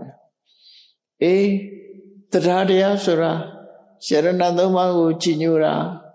ကံကံဤအကျိုးလက်ခံတာယုံကြည်တာကံကံဤအကျိုးလက်ခံယုံကြည်ခြင်းဖြင့်ကောင်းကျိုးချမ်းသာတွေဘယ်လိုရနိုင်တယ်ဆိုတာဒီတရားရှိလို့စိတ်ကြည်လင်းနေပြီဆိုလို့ရှိရင်ကုသိုလ်ကောင်းမှုတွေကိုယ်ရင်နဲ့နှလုံးထဲမှာဖြစ်လာတယ်တရားရှိခြင်းကြောင့်ဘုဒ္ဓမှာအကျိုးကျေးဇူးများတယ်တရားတရားဟာတတ္တံဘိစံဆိုတဲ့အတိုင်းတရားသည်မျိုးစေ့နဲ့အလားတူတူတယ်တရားတရားဟာမျိုးစေ့နဲ့အလားတူတူတယ်မျိုးစေ့သည်မြေကြီးထဲကိုချဆိုင်လိုက်ရင်အလုံးနှစ်ခုဖြစ်ပေါ်စေတယ်ဘာအလုံးနှလုံးလဲဆိုရင်မျိုးစေ့ကအမြစ်ကလေးဆင်းတာရဲ့အပေါ်ကိုအညောင်ကလေးတက်တာရဲ့ဒီနှစ်ခုအောက်ကိုအမြစ်သက်ဆင်းပြီးအပေါ်မှာအညောင်တက်တယ်လို့တရားဆိုတဲ့မျိုးစေ့ကလည်းပဲသီလဆိုတဲ့အမြစ်တရားရှိလာပြီဆိုရင်သီလလည်းလုံအောင်ထိမ့်သိမ်းဆောက်ရှောက်တယ်အမြင့်နဲ့တူတယ်သီလဒီကမ္မဋ္ဌာန်းဘာဝနာကြိုးစားအထုတ်ခြင်းလို့ဆိုတဲ့အညွန့်အညောင်လေးတွေလည်းတက်လာတယ်တရားကြောင့်ဆိုလိုတာကတရားရှိမှသီလလည်းစောင့်တယ်တရားရှိမှကမ္မဋ္ဌာန်းတရားလည်းအထုတ်တယ်ဒါတရားရဲ့အကျိုးပဲနောက်တစ်ခုကတော့တရားဟာလက်နဲ့အလားတူတူတယ်လမ်းမှာတန်ဖိုးရှိတဲ့ယရနာကိုလက်ရှိမှကောက်လို့ရမျက်စိပိုင်ုံနဲ့ယရနာကိုတွေ့တော့လဲလက်မပိုင်ကောက်လို့မရဘူးဒါကြောင့်မို့တရားတရားမရှိရင်ကုသိုလ်ကောင်းမှုကိုရယူနိုင်စွာမရှိဘူးဒါမှမဟုတ်တရားဟာလက်နဲ့အလားတူတယ်လို့ဒီလိုလဲဆိုတယ်နောက်တစ်ခုကတရားဟာပစ္စည်းဥစ္စာနဲ့အလားတူတယ်ပစ္စည်းဥစ္စာရှိတဲ့ပုဂ္ဂိုလ်ဟာချမ်းသာဒုက္ခလိုချင်တာရတယ်တရားရှိတဲ့ပုဂ္ဂိုလ်ကလည်းတရားကိုအကြောင်းပြုပြီးတော့သီလဆောင်တယ်ဒါနကောင်းမှုပြုတယ်သီလဆောင်တယ်ကမ္မဋ္ဌာန်းဘာဝနာပွားတယ်ဒါနသီလကမ္မဋ္ဌာန်းဘာဝနာတို့ရဲ့အကျိုးကျေးဇူးတွေကိုသူရရှိတယ်လို့ဒါတရားနဲ့ပတ်သက်တဲ့စကားလုံးတွေခုံကြီးတွေကိုထုတ်ဖော်ပြောကြားနေလို့ရှိရင်တရားမရှိတဲ့လူကသူ့မှာအဲ့ဒီလိုအရေးချင်းမျိုးမရှိဘူးကံကံကြီးကျိုးလည်းမယုံကြည်ဘူးဖရာတရားတန်ခါယရဏသုံးပါးလည်းမယုံကြည်ဘူးဆိုတဲ့ပုဂ္ဂိုလ်ဟာဒါတွေလာပြောရင်နာကြီးတယ်လို့ပြောတယ်နာကြီးယုံနေမကဘူးစိတ်ဆိုးတယ်အဲ့ဒါမျိုးပြောလို့ရှိရင်နော်စိတ်ဆိုးတယ်မကျေမနပ်တွေဖြစ်လာတယ်တဲ့မကျေမနပ်တွေဖြစ်လာတယ်မကျေမနပ်ဖြစ်တာဘာကြောင့်ဖြစ်တာတော့ဆိုအဲ့ဒီချီးမွမ်းပြောကြားနေတဲ့တရားဆိုတဲ့အရေးချင်းသူ့ရင်ထဲရှိမှမရှိတာသူ့မှာမရှိတဲ့ဟာကိုချီးမွမ်းရင်စိတ်တူလာတယ်နော်သူ့မှာမရှိတဲ့အရာသူနဲ့ဆန့်ကျင်မဲ့စကားပြောသလိုဖြစ်တယ်အဲ့ဒါကိုအကြောင်းပြုပြီးသူ့မှာလည်း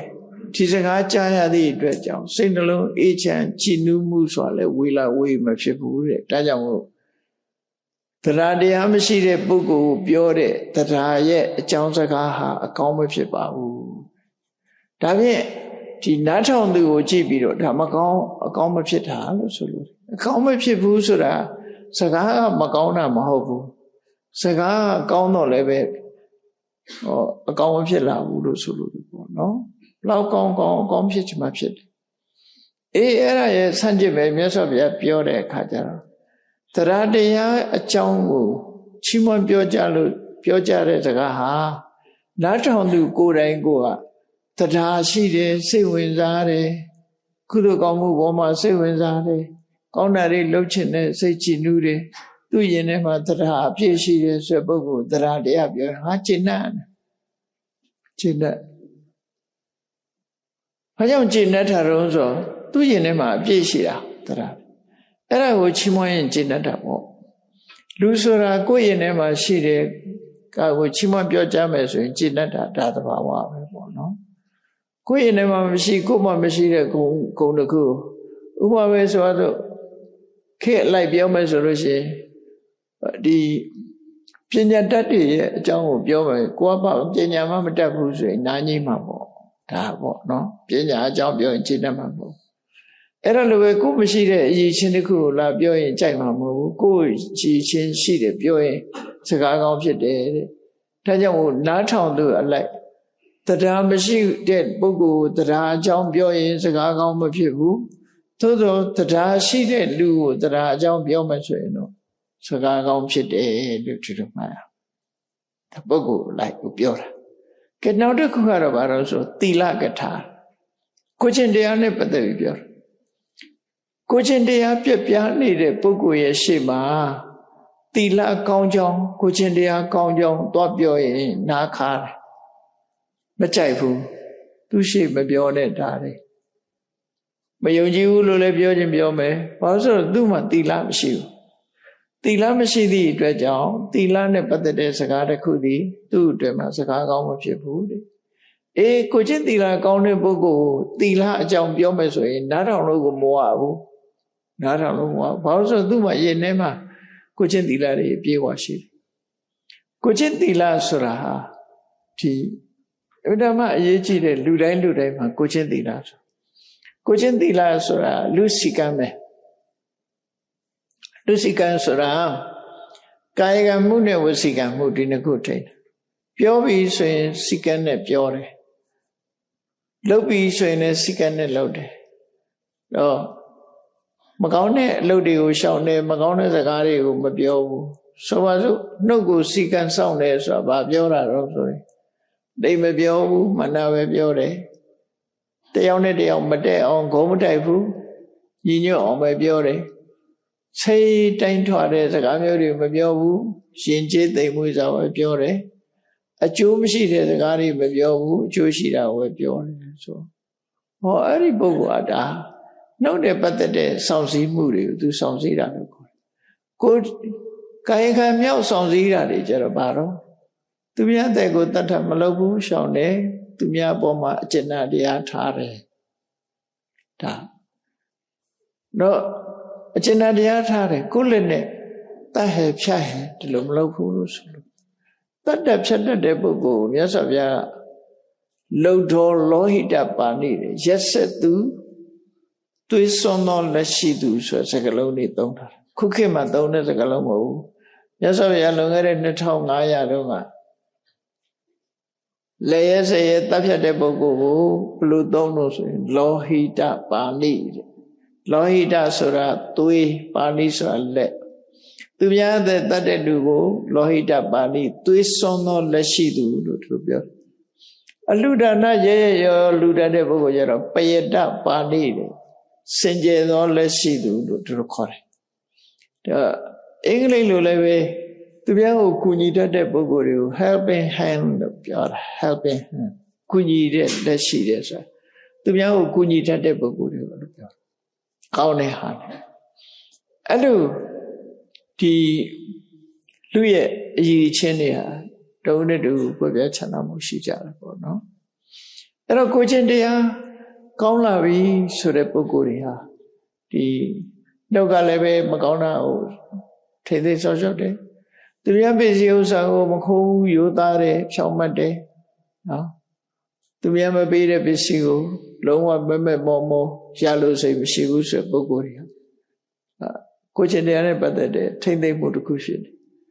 ကာမိတုမိစ္ဆာစာရဆိုမြို့သားမြို့သမီးတွေမှာကိုနဲ့တရားဝင်လက်ထပ်ထားတဲ့ပုဂ္ဂိုလ်ကလွဲရင်တခြားပုဂ္ဂိုလ်နဲ့ဆက်ဆံမယ်ဆိုလို့ရှိရင်ဒါကာမိတုမိစ္ဆာစာရဖြစ်တယ်အဲ့ဒါမျိုးမလုပ်ဘူးဆိုတဲ့ပုဂ္ဂိုလ်တွေဟာဒါကာယစိကံရှိတဲ့တော့စိကံရှိတယ်အဲ့လိုစိကံဒီအတိုင်းနေထိုင်တာကိုသီလလို့ခေါ်တာခဏခေတ်သီလပြက်လို့ကိုချင်းတရားပြက်လို့ရာဇဝမှုတွေဖြစ်တယ်ဆိုတာလည်းလိုက်ချိလူသမှုဆိုတာပါဏာတိပါဒမလုံလို့ခိုးမှုဝဲမှုဆိုတာအာဒိဏရဏမလုံလို့ရိတ်လို့တယ်ဆိုတာကာမိတုမိစ္ဆာစာရမလုံလို့လိန်တယ်ဆိုတာမုသဝါဒမလုံလို့ဝိရစေဝတွေကသူရမေတွေကမလုံလို့ကဘာမှာပြဿနာတက်နေတာ၅ပါးသီလမလုံခြင်းရဲ့အပြစ်တွေကြီးပဲခေါ်၅ပါးသီလအကယ်၍များလုံမဲ့ဆိုရင်လူလောကကြီးကဘယ်လောက်ချမ်းသာမလဲစဉ်းစားကြည့်ကိုယ်အတိုင်းဝိုင်းတစ်ခုဟာသူများတဲ့တတ်တယ်လို့မရှိဘူးသူများဥစ္စာခိုးတယ်လို့မရှိဘူးသူတော်ကတာမယာစော်ကားတယ်လို့မရှိဘူးလိမ်ပြောသူမရှိဘူးဝိရစေဝသုံးတာမရှိဘူးဆိုရင်အမှန်တမ်းအေးချမ်းပြီးတော့နေပြောတဲ့လူလောကကြီးဖြစ်မှာဒါတစ်ချိန်လုံးကတော့အဲ့လိုဖြစ်ခဲ့ဘူးစကြဝဠာမင်းနေ့လက်ထက်တော့ဆိုရင်ဘာဥပဒေမှမလုပ်အောင်ဥပဒေက၅ချက်တည်းပဲရှိတယ်ဘာဥပဒေတော့ဆိုစကြဝဠာမင်းကလှည့်ပြီးတော့တိုင်းပြည်အုပ်ချုပ်တဲ့အခါမှာသူဘာပြောတော့သူပြောတဲ့မိန့်ခွန်းကရှင်းရှင်းလေးပဲပါနောနဟန္တဘောသူများအသက်မတတ်သေးဘူးမတတ်ကြနဲ့အဒိဏနာတိတဗံသူများပစ္စည်းကိုမခိုးကြနဲ့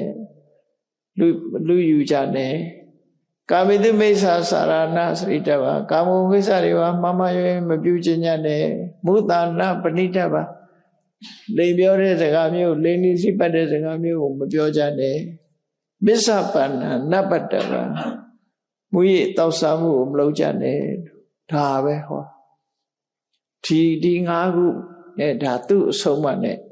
တိုင်းပြည်ကိုအုပ်ချုပ်တာစကြဝဠာပဲအုပ်ချုပ်ဖို့ဒါလူတွေရဲ့ခေတ်မှာ morality ဆိုတဲ့ကိုချင်းသီလကောင်းတဲ့အချိန်မှာအထက်ကအဲ့ဒါနဲ့တည်းပဲတိုင်းပြည်ဟာအေးချမ်းသာရ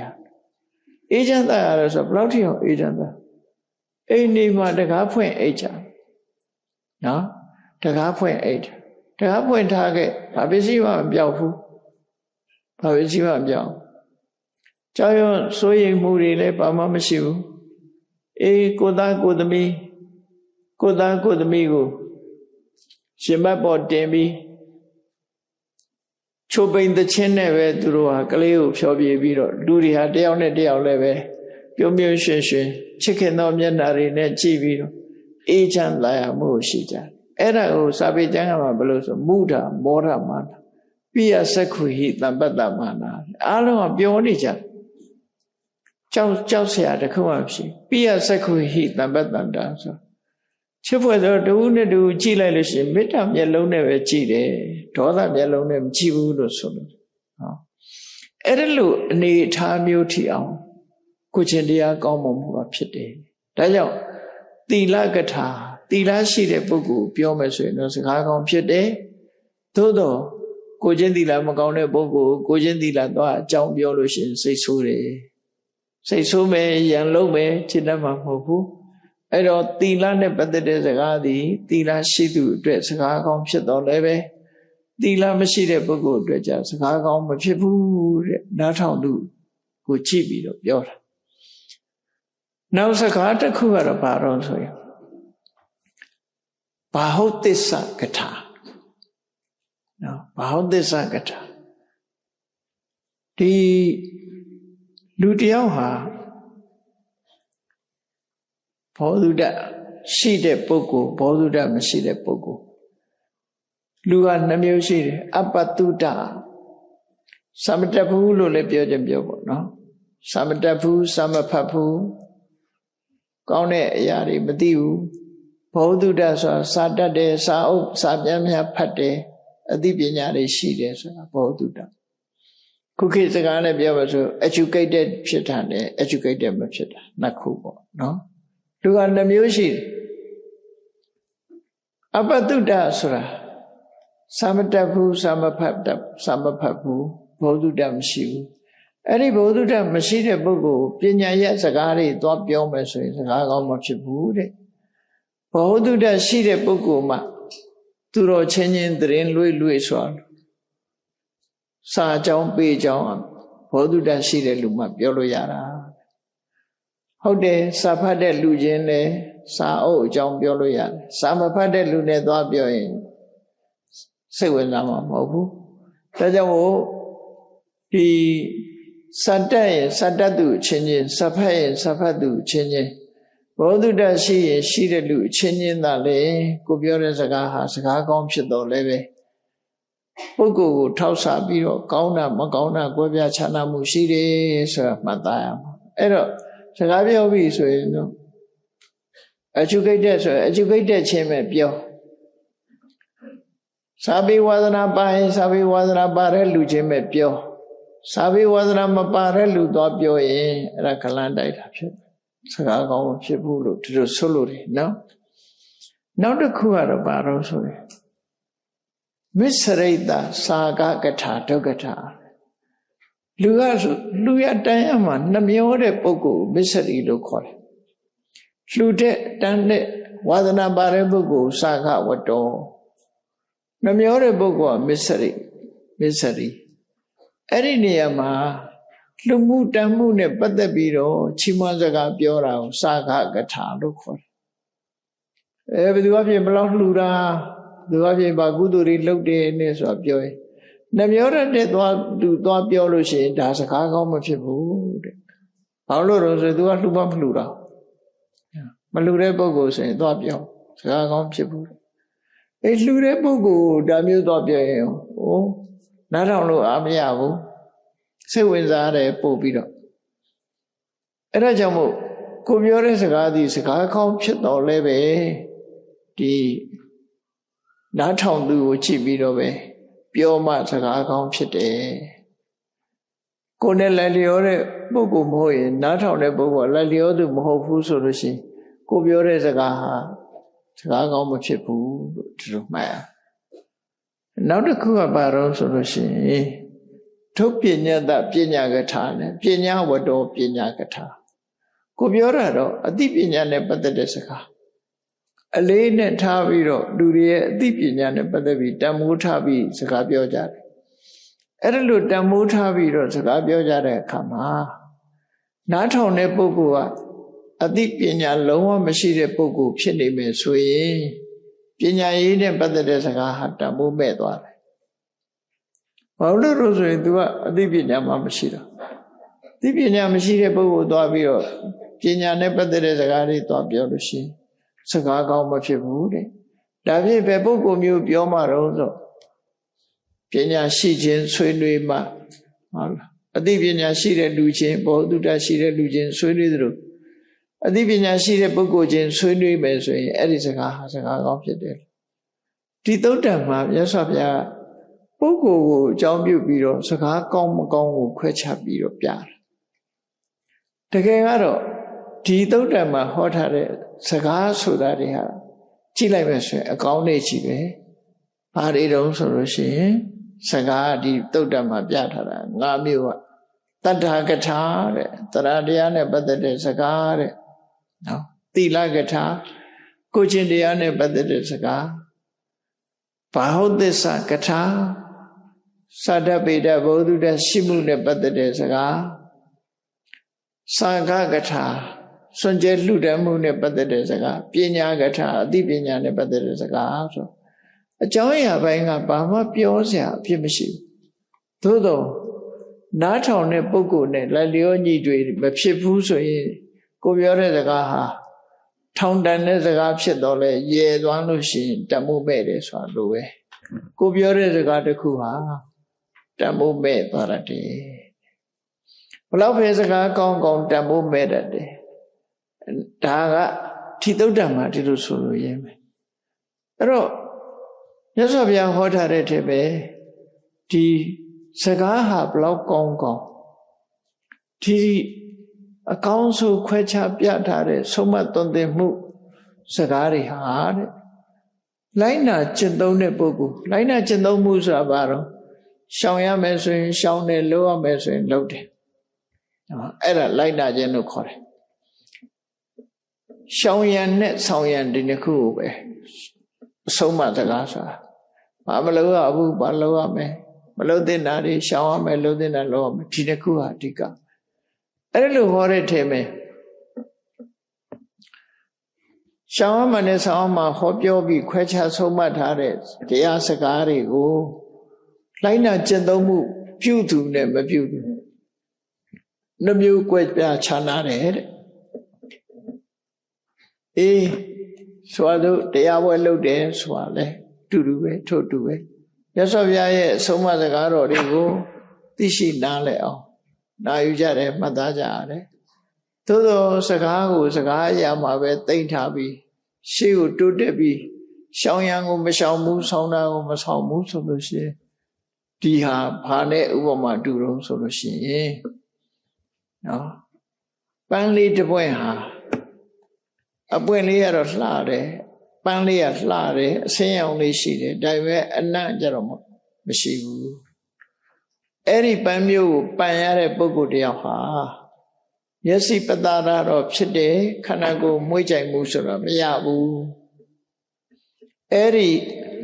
အဆင်းသာရှိ၍အနံ့မကောင်းတဲ့ပန်းမျိုးကိုပန်ဆင်ရသူတို့ပဲမြတ်စွာဘုရားဟောတဲ့အဆုံးအမတရားတော်တွေရှောင်ရံဆောင်ရံတွေကိုရှောင်ခြင်းပြုလုပ်ခြင်းဆိုတာကင်းမဲ့မဲ့ဆိုရင်လိုက်နာကျင့်သုံးမှုမလုပ်ဘူးဆိုလို့ရှိရင်အေးလှပတဲ့ပန်းလေးကိုပန်းယုံပန်ထားပြီးတော့ပန်းရဲ့ရနံ့ကိုမရရှိတာနဲ့အလားတရံတူတယ်လို့ဓမ္မပဒမှာတော့ဒီလိုဟောတာဒါအမြဲတမ်းရှင်းတဲ့ဥပမာလေးဟောတယ်အဲ့လိုမဟုတ်ဘဲနဲ့ဟောတဲ့အတိုင်းပဲလိုက်နာတယ်ကျင့်သုံးတယ်ဆိုလို့ရှိရင်တော့မွေးကြိုင်တဲ့ပန်းအစင်းလဲလှတယ်မွေးလဲမွေးတယ်အဲ့ဒီပန်းလေးကိုပန်ထားတဲ့ပုဂ္ဂိုလ်ဟာဘေးကနေကြည့်လို့ရှိရင်လည်းပဲလှပမှုဆိုတာယစီပတာရာကိုရရှိတယ်နှာခေါင်းကနေနှမ်းရှုမိတဲ့အခါလည်းပဲမွေးကြိုင်မှုရရှိတယ်ဆိုအဲ့ဒီလိုပန်းမျိုးနဲ့မြတ်စွာဘုရားဟောတဲ့တရားကိုလိုက်နာကျင့်သုံးတဲ့ပုဂ္ဂိုလ်မှာအကျိုးနှမျိုးရရှိတယ်လို့သူတို့ဆိုဒါလည်းတတိထားเสียပေါ့နော်အေးမြတ်စွာဘုရားရဲ့အဆုံးအမတရားတော်တွေမှတ်သမျှဟာဆောင်ရံနဲ့လှုပ်ဆောင်ရံနဲ့ရှောင်ရံဒီနှစ်ခုပဲဟောတာဖြစ်တယ်လှုပ်ဆောင်ရကိုလှုပ်ဆောင်ပြီးတော့ရှောင်ရမယ့်ဟာကိုရှောင်ကြမယ်ဆိုလို့ရှိရင်တော့ကိုယ့်ရဲ့ဘဝဟာတမိုးကြီးမားမှုကိုရရှိမှာဖြစ်တယ်။ဘာကြောင့်ဒီလိုမှတ်ရလဲလို့ဆိုရင်လူဘဝဆိုတာစဉ်းစားကြည့်လေတမိုးဆိုတာဘာလဲလူတိုင်းဟာလူဘဝရလာတဲ့အခါကျတော့တစ်နှစ်ပြီးတစ်နှစ်မှတ်တိုင်တွေကိုဖြတ်ကျော်နေကြတာအားလုံးဟာဘယ်ကိုသွားနေကြလို့ဆိုရင်အသက်အရွယ်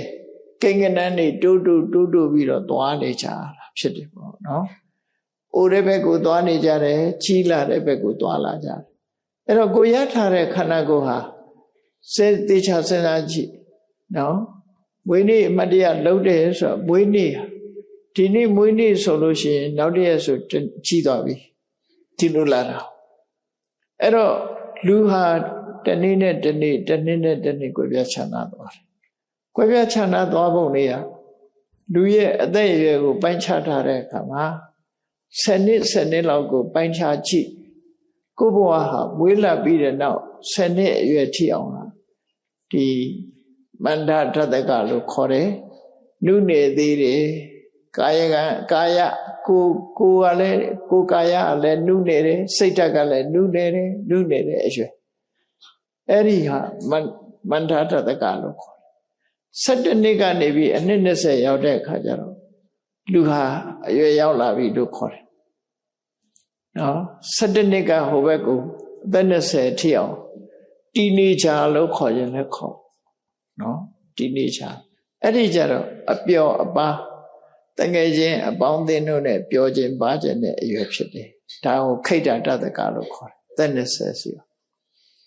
အသက်20ကနေပြီး21နှစ်ကနေပြီး30ရောက်သွားပြီဆိုရင်တော့လူရဲ့ခန္ဓာကိုယ်ကြီးကဖွံ့ဖြိုးလာတယ်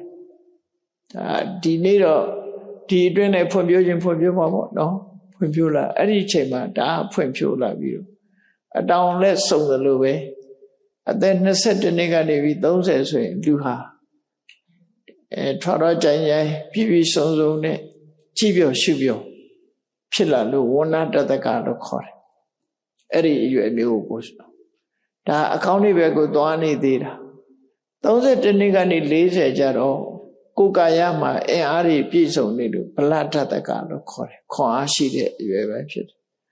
41နှစ်ကနေ50ကျတော့ဘယ်ကိစ္စမဆိုစဉ်းစားတယ်အရင်ကလိုပဲစိတ်လိုက်မှမလုပ်တတ်ဘူးဘာလို့စဉ်းစားလုပ်တယ်စဉ်းစားမှုတွေများလာတယ်ပညာတတကလို့ခေါ်တယ်50ထိအဲ့ဒါဟာလူလောကရဲ့ရွှေခေတ်ပဲ50ပြည့်သွားရင်ဒါအကောင်းဆုံးအချိန်လို့ဒီလိုပြောတယ်ပညာအထွတ်ထိပ်ရောက်သွား51ကနေပြီးတော့60ထိအောင်ကျတော့ဟာလိတတကတဲ့ရောကြသွားပြီဘာတွေရောတာတုံးလို့မေးမယ်ဆိုလို့ရှိရင်စပင်ပေါ်ကအနက်ကလေးကလည်းပဲဖြူလာတယ်ဆိုရော့သွားတာပဲပေါ့ပေလေးကတွန့်ရင်လည်းအသားလေးရော့လာတာပေါ့မျက်စိမှုံလာရင်လည်းမျက်စိကရော့လာတာပေါ့ဂရိခေတ်တော့ဂိမ်းဆော့တာနဲ့မျက်စိကစောစောတွေကရော့မှုံတာစောစောမှုံဖုံးဖို့တဲ့လူတွေဆိုပိုးမှုံလာတာဟုတ်တယ်ဖြည်းဖြည်းအဲ့ဒါလို့51ကနေပြီး60အထိဟာအစစအရာရာရော့လာအင်အားတွေရော့လာတယ်ရုပ်ဆင်းတွေတဖြည်းရော့လာတယ်မတိပတာရော့လာရဲ့တိတိတာတာရော့လာနှစ်ခုဒါပဲကွာတချို့ကြတော့မတိတာဘူးတချို့ကြတိတာ51လောက်ရောက်သွားရင်လူရဲ့ဟာနိတတကလို့ဆိုတယ်ရော့သွားအေး61ကနေ80ကျတော့ပပ္ပရတတကသွားလို့ရှိရင်ကိုင်းတိုင်းဖြစ်လာကိုင်းတိုင်းဖြစ်လာပပ္ပရတတက81ကနေ80ကျတော့ဝင်္ဂတတကခါလေးကုန်းခါမကုန်းရင်လည်းလက်ပြင်ကုန်းလေးကုန်းနည်းနည်းလေးကုန်းကျင်လာအဲ့ဒီလိုဖြစ်လာတယ်လို့သူဆိုတယ်အဲ့တော့ဒီ61 51ကနေစပြီးလူလောကရောကြလာတယ်ဆိုတဲ့သဘောတဘာဝကိုသိထားသည့်အတွက်ကြောင့်တို့တွေနုပြုတ်နေတဲ့အချိန်မှာဘာတွေလုပ်တန်ဖိုးရှိတာလို့ကိုယ်ခန္ဓာကိုယ်ကြီးကတော့ဒီပုံစံတိုင်းပဲရော့သွားမှာပဲတိုးတက်လာပြီးတိုင်ထိပ်ရောက်သွားရင်အောက်ပြန်ဆင်းသွားမှာပဲအဲ့လိုပြန်ဆင်းသွားတဲ့အချိန်မဆင်းခင်ငါတို့အမျက်ပါရလိုက်မလဲခန္ဓာကိုယ်အကြောင်းပြုပြီးတော့ရနိုင်တဲ့အမျက်တွေကဘာတွေတော့ဆိုရင်ကိုချင်းသီလရလိုက်ရင်လည်းဒါအမျက်ပဲလို့ပြောအောင်ကုသိုလ်ကောင်းမှုတွေလုပ်လိုက်ရင်လည်းဒါအမျက်လို့ပြောအောင်အဲ့ဒီဒါနသီလဆိုတဲ့ကုသိုလ်အမျက်တွေမရလိုက်ဖဲနဲ့သွားလို့ရှိရင်ခန္ဓာကိုယ်ကြီးကတော့တဖြည်းဖြည်းရောကြပြီးနောက်ဆုံးမှာတော့မြေကြီးအောင်ရောက်သွားတာပဲဖြစ်တယ်အဲ့ဒါလို့ဖြစ်မှသိထားတဲ့ပုဂ္ဂိုလ်တွေကကိုယ့်ကိုတန်ဖိုးရှိတာပြီးတော့အဲ့တော့တန်ဖိုးဆိုတာဘာတွေတုံးလို့ဆိုရင်သီလဟာလည်းတန်ဖိုးပဲဒီဘဝရှိတဲ့ချိန်လေးမှာကြိုးစားအထောက်လိုက်တဲ့ပညာတွေသင်ယူလိုက်တဲ့ပညာတွေကျင့်သုံးလိုက်တဲ့တရားဓမ္မတွေဒါတွေဟာတန်ဖိုးပဲပါရမီကုသိုလ်တွေတန်ဖိုးတွေအဲ့ဒီတန်ဖိုးတွေရအောင်များများယူနိုင်ရမယ်အဲ့ဒါလို့တန်ဖိုးတွေများများယူမှကိုယ့်ဘဝရဲ့ဘဝတန်ဖိုးဆိုပေတိဟုအတက်ဆိုအဲ့ဒီချက်မှရမယ်နော်လူဘဝရဲ့တန်ဖိုးကိုရအောင်ကြိုးစားအထောက်အောင်မှာဖြစ်တယ်အေးဒါကြောင့်အရာခတ်သိမ်းဟာကောင်းတဲ့စကားပဲဖြစ်စေနားထောင်သူလှုပ်ဆောင်သူပုဂ္ဂိုလ်နဲ့သက်ဆိုင်ပြီးတော့ကောင်းတဲ့စကားလည်းမကောင်းတာဖြစ်တတ်တယ်ကောင်းတဲ့စကားဒီပင်လည်းအကောင်းလည်းဖြစ်တတ်တယ်လူဘဝရလာတာဟာကောင်းတယ်လို့ဆိုတော့လည်းပဲလူဘဝမှာမကောင်းတာတွေလုပ်ပြီးတော့တမိုးမဲတဲ့အရာတွေရသွားတဲ့ပုဂ္ဂိုလ်တွေရှိတယ်လူဘဝမှာတမိုးရှိနဲ့နေထိုင်သွားလို့ဒီဘဝတန်တရားမှာအဖိုးမဖြတ်နိုင်တဲ့တမိုးတွေကိုရသွားတဲ့ပုဂ္ဂိုလ်တွေလည်းရှိတယ်တို့တွေဟာတတိကြီးစွာထားပြီး ကောင်းမြတ်တဲ့တန်မိုးတွေကိုရအောင်ယူကြမှာဖြစ်တယ်လို့ကိုယ်စီနှလုံးထားပြီးကြိုးစားအထောက်နိုင်ကြပါစေကုန်သတည်း